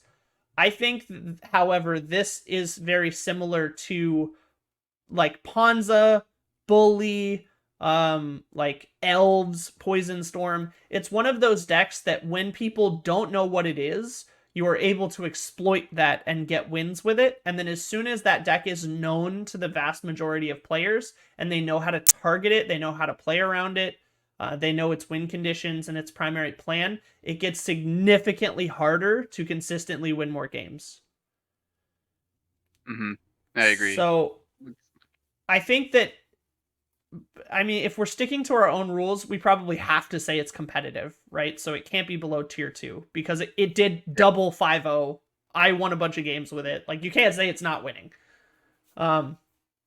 So it's probably got to be tier 2. It's probably not high in tier 2. I think it's probably better than the Boros Flicker Control, if I'm being honest. I mean, I love that deck, don't get me wrong. Snapbolt, absolute masterpiece. But if I'm being realistic, the deck has been fairly aged out of Pauper at the moment. You can still win games. It is still good into this metagame, but largely I think it's been outclassed. There are other control decks and better Flicker decks even that do what it's doing, but better or faster or more consistently. So I think this is probably in between like Jeskai Flicker and Mono Black Control would be like my knee jerk. Yeah, I was tempted to put it between Jeskai Flicker and Flickertron, but I mean, the deck is Yeah, very, I can see that. very memey, so it's difficult to make it higher than the other Flickertron, I the one agree. that's like the real Tron players. Yeah. You know? I could Not- see putting it in between Flickertron and Jeskai Flicker. That makes sense to me. Yeah, really, really cool deck. I think it will be good for another week or two, and then it will take a nosedive because people will see it coming and know how to play around it. And it really is easy to play around. I mean, man, the whole game plan of the deck is like to stick an emblem naturally on turn 4 and then just like live to talk about it. And that's really hard to do in some of these matchups. And as you saw in that video, if you watch that video, it absolutely loses to Jeskai Affinity. So, I mean, if you are playing a real, like, competitive event, like a challenge, where you expect to see a lot of glitters, even with, 4 Casting the Fires in the sideboard, it wasn't enough. So, granted, I think I misplayed game 2 a little bit. The matchup still did not feel very good for you. So, it's definitely difficult. Next up is Walls Combo. This is the other combo deck that you wanted to talk about. This is. Now, I feel we have conflicting opinions about this deck. So I will let you take point on this one. Where do you think it should go and why? So first off, I'd like to thank the Academy for letting me get up here and preach to y'all about Walls Combo's greatness. I think that the Walls Combo is it's very difficult to disrupt without a board wipe. You gotta have maybe, it has to be instant speed, but you gotta be able to deal 4 damage pretty reliably. Or if you're trying counter to a blue spell. Or a blue spell. Yeah. But I think that the deck itself can, I think it fits between familiars and blades, because I think Walls does really good into things that are below that. Like, I don't think fairies is fast enough. Walls has really good sideboard for it too. Ponza doesn't do anything against it. Like, you're really only worried about decks that go faster and bigger, like fast enough to be bigger than you too, which are the tier 0 decks.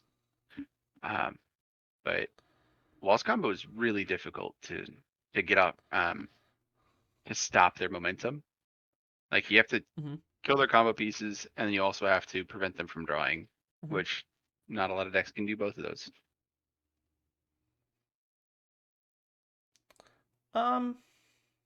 See, I know it's broad. You want to put it in tier 1.5 then? I do. I was more on the tier 2 train, like top of tier 2, like just above Bogles, top of tier 2.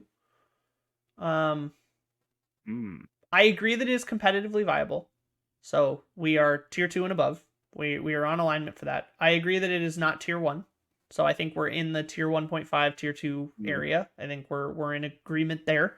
I think it is probably considerably lower on tier 1.5 than I feel like you want to put it. My only real argument to that is you kind of said it for me. Unless they have a board wipe. A big enough board wipe. Yes, which is correct. like rats or pestilence or Well, something along those no, lines. it's very specifically a card that is sideboarded by both Kuldotha and mainboarded by Grixis Affinity. Cart Clan Shaman. Which is a very strong card against that deck. Now, also Crypt Rats. Gardens has Crypt Rats. Great card. Also, spot removal. I mean, you can let them go as deep as they want. If you kill all 4 Axebane Guardians, they're not going to win. Now, I have been burned out by just making a whole bunch of mana and shooting me for 3 a couple of times. It can happen, but it's not common. If you stop the combo, usually they don't win. Now, that being said, I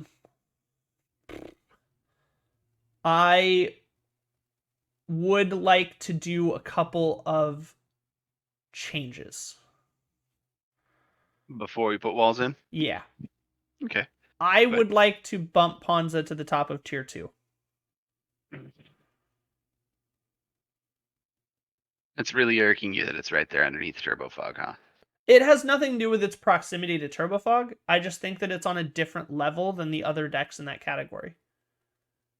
I think that we have it as like on a cutoff point, and it should be on the other side of that gate. But I also think that Synth should be down a peg. I think that we've kind of filled in behind it and shown that it is consistently going to be at the bottom of that category, and I think it should be bumped. Now, that being said, I think that the blue-red Skred deck, the Terror Skred, for a lot of the reasons that we've talked about other decks being good, which is the ability to counter and have spot removal, should go up. I would like to put, like, blue-red Skred, I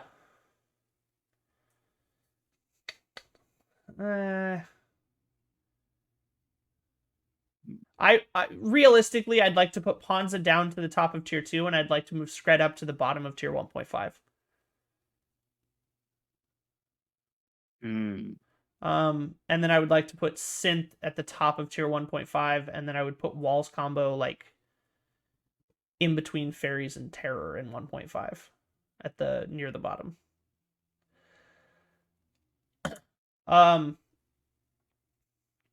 But if we look over those changes, because we're almost to the end of the list, let's hold off on changes and then we can review real quick. But I already changed it to look at the visualization for it. Oh, that's okay.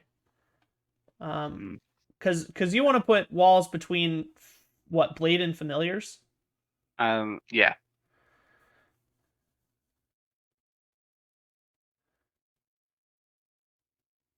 Can we put Caw combos down one, swap that and mono blue fairies, and then put walls between Familiars and Fairies? So Caw combo, Terror, Fairies, you want those two, the Caw combo and Fairies, to just change positions? Well, right now I have Caw combo Fairies, then blue black Terror. I had it the other way. I have Caw combo Fairies Terror. I want to switch Caw combos and Fairies. Okay. And then I want to put walls between Fairies and Caw combo. I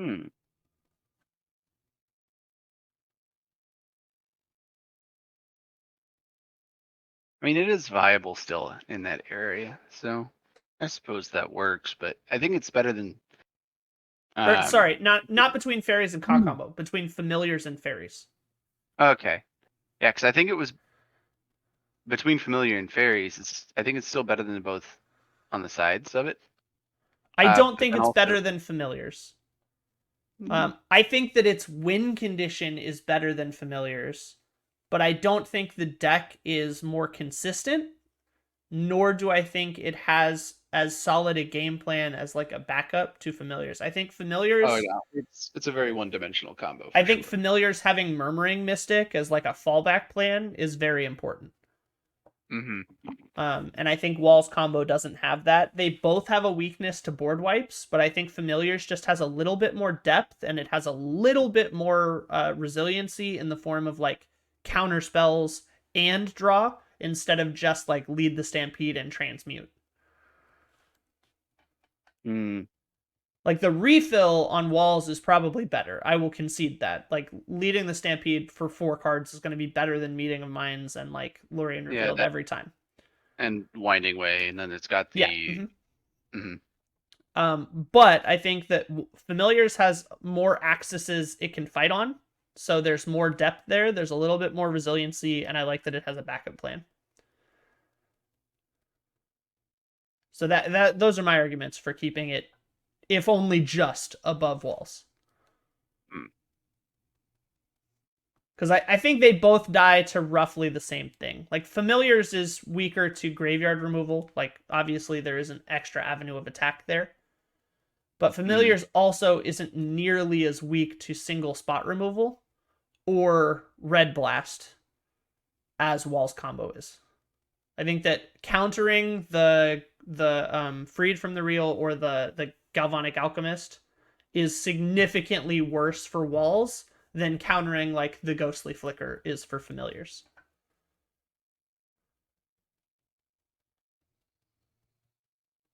Because you don't have a way to get that back in Walls. You can get it back in Familiars. Yeah, you don't have a really good way to get it back. Like there's Reaping the Graves, but well, that's only for Galvanic Alchemist. You can't get Freed from the Real back. Once that's in the graveyard, it's gone. Yeah, that's fair. So I think Familiars just has a little bit more angles, a little bit more depth. So I like it in terms of just resiliency and like all aroundness. Walls, I think, is totally viable. I'm fully willing to concede that it's tier 1.5. I just think it's slightly worse than Familiars. Even though I am bad at Familiars, I just recognize that a good Familiars player and a good Walls player, I would rather have Familiars. Like, if I'm betting on one of those decks to do well, I'm betting on the good Familiars player, not the good Walls player. That's fair. A good Walls player can still run roughshod of draws. So that's my argument. If you wanna hard stuck this and say no, it's better than Familiars, then I'll respect that. But that's where I'm at. I think that Walls is just a lot faster of a combo deck than the blue decks can have reasonable time to interact with. Yeah, I'll totally agree that it can set up faster. There is no argument there. Also, the mulligans, I think, in Walls are a lot more important. To get that early stuff, early wins. It is much more mulligan dependent, but I think it also mulligans worse for the same reason. Yeah.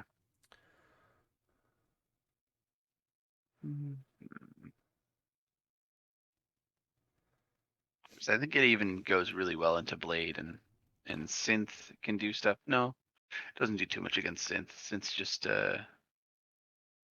X2's next 3 flyers. Well, I mean, Blade and Synth both have the exact same plan against Walls, which is just kill all the Axbanes and hope you're dead before you do anything.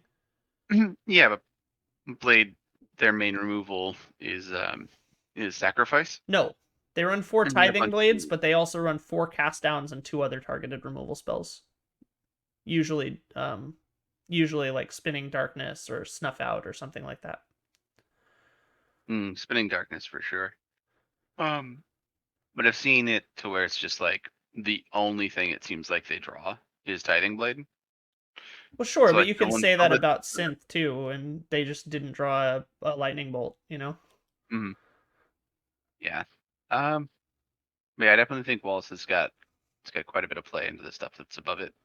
I'm fine with it being there between Familiars and Fairies, but I agree. It has lots of play into stuff above it. So does Familiars. I think Familiars. That's my second favorite spot to put it, though. Fair enough. All right, finishing off strong. White Weenie. This is a deck that until very recently I would have called a meme deck. I don't think it's a meme deck. I think a lot of people are playing it right now. I think it's doing pretty well right now. I don't think it's competitive viable though. It's not putting up numbers. It's not putting up results. People are playing it. People are excited about it. People are talking about it. But like, is it really where you want to be? I don't think so. The deck is strong, like really good on that one avenue. So's Elves. Yes. And for that reason, I think it's probably right next to Elves. No, I mean, like, playing against it for the first time, it definitely seemed memey. But, like, the deck itself is really annoyingly powerful. I don't think it's a meme. I think White Weenie is like a real thing. But I think it's better than a lot of the retired decks too. Like, I think it's better than Burn. It's better than Bully. It's a better version of Bully. I think it's about as represented as the decks in tier 2, but it's got the power level of some tier decks in 0.5. tier 1. I think it's about as represented as the decks in... I think it has the representation of a tier 2 deck with the average power level of a tier 0.5 deck. Because too many of them are just 1/1s for 1. And without gates to apply pressure or, you know, anything besides maybe a Guardian's Pledge to really finish the game. I mean, you know, how many Suture Priests do you have to play before you get blown out by a breath weapon and call it a day? You know what I mean? Like, and it doesn't even have, like, a lot of the decks don't even run Battle Screeches because it's too high costed. So, like, you know, you don't even have, like, the resiliency of having flyers a lot of the time, or at least very many of them. So you're gonna get blown out by Clark Clan Shaman. Crypt Rats is huge against you. Suffocating Fumes is really good against you. You know, End the Festivities is really good against you. There's just so many cards played by the good decks that are gonna blow you out that it's really hard to say that it's like really up there in power level with the rest of the big boys, you know? Yeah, but the hard thing about that is to have a reliable removal spell, a reliable board wipe against them, you have to have a spell that deals 2 damage to each creature. Because they have that free one that they just need to tap an untapped creature if they control the planes. And then their whole board gets +1/+1. Sure, but they usually only run one of those. There's been more than one of those in the decks that I've played against. Sure, And the sure. ones that do better. Maybe it's evolved since the last time I saw the lists. I looked a few days ago, and usually there was only one. They were running Guardian's Pledge. It's not like you can't play, like, you have to play around Guardian's Pledge. You're gonna have to go for it sometimes, and if they have it, they have it. But in general, the deck, like, the first 2 or 3 turns feel significantly underwhelming, and if they haven't built up a critical mass by, like, turn 4, they often can't present lethal with Guardian's Pledge unless you just let everything through. And, I mean, I've played against the deck online several times. I've never been impressed with it. I played it myself. I wasn't impressed with it. I think this is, at best, the bottom of tier 2. And at worst, probably a meme. But I would kind of split the difference and say that it's probably right above Elves in tier 2.5. This is probably the top of tier 2.5 or the bottom of tier 2 for me. Because I've definitely seen the deck be a lot stronger than the ones you're pointing out there. I don't think it's better than Elves.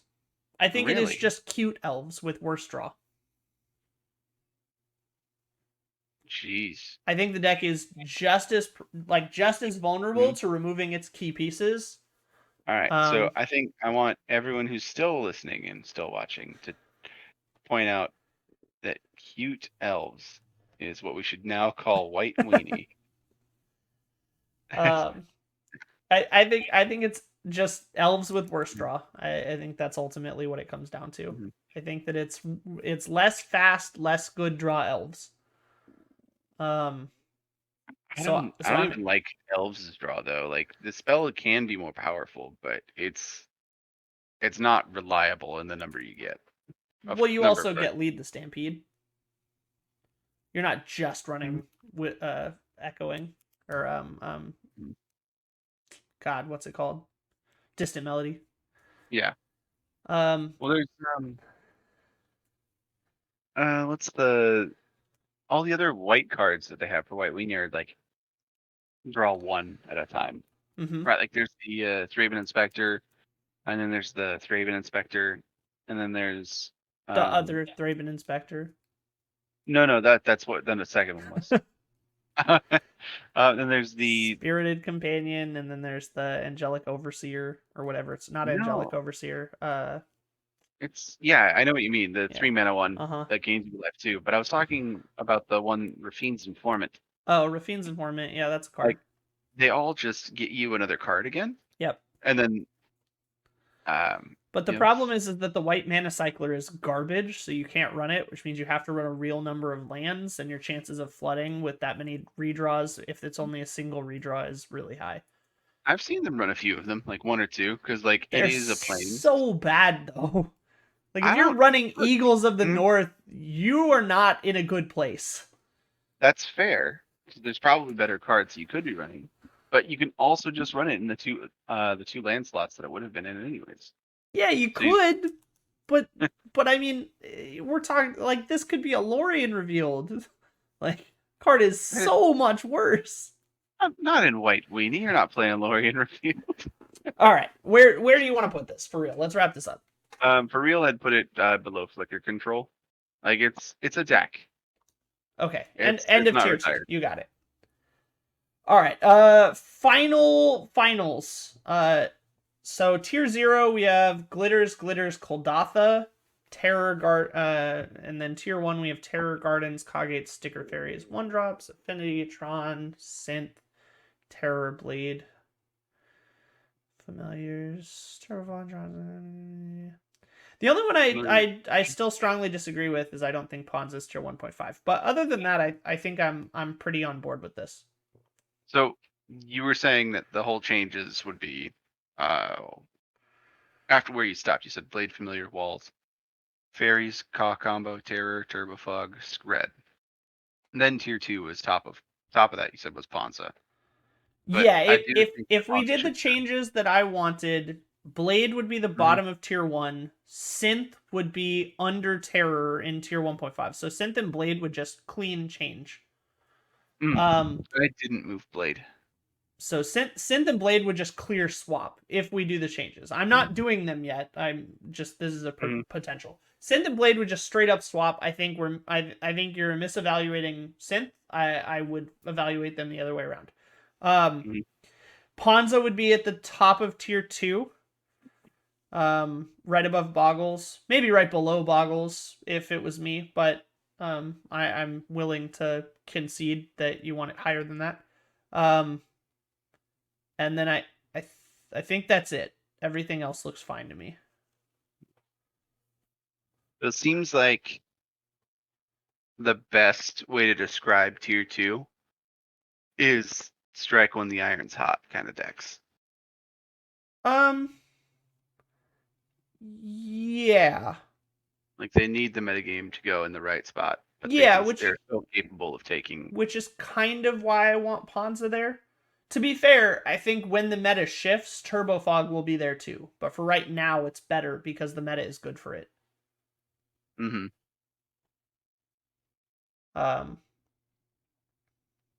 Yeah, I think that's probably fair. I would move Ponza down. I would put Bogles above Ponza. So Bogles is the cutoff at top of tier 2, then Ponza, and then I would swap Blade and Synth completely. Other than that, this looks good to me. All right. So for the tier names, I don't have ones for 0, 1, or 1.5, but 2 and 2.5 are in respective order are opportunists and retirees. Yeah, that checks out. I would keep them just the numbers for ease of representation, but if I had to name them, tier 0 would be 0 stands for OP. Tier 1 would be slightly worse than tier 0. Terrible name. Tier 1.5 would be the decks most people like that aren't as good as they used to be. Alright, see, I'd go with tier 0, OP, or S, best Yeah. tier. Mm-hmm. Tier 1, major leagues. Tier 1.5, minor leagues. And then opportunists, retirees, and memes. Yeah, that's fair. Majors and minors. Mm. That's the way that it makes sense to me to have like the Fair power enough. level of these Mhm. decks, 'cause the numbers they're good to have, but they don't tell the full story. Yeah, that makes sense. I would keep the numbers just for, like I say, ease of representation for people who don't necessarily get the references, but that makes sense to me. No, those ones weren't references. Except for the retirees. I was definitely referring to these retirees. Yes. All right. So, have you been talked into any of my proposed changes, or are we good with this? Because if the answer is no, then I am okay presenting this. I mean, I have a couple of little quabbles here and there, but realistically, I think most of these are in the right order. I figure you're the one that's got to be representing this, so maybe you can your shift voice Ponza is here, down to okay? opportunities. Oh shit.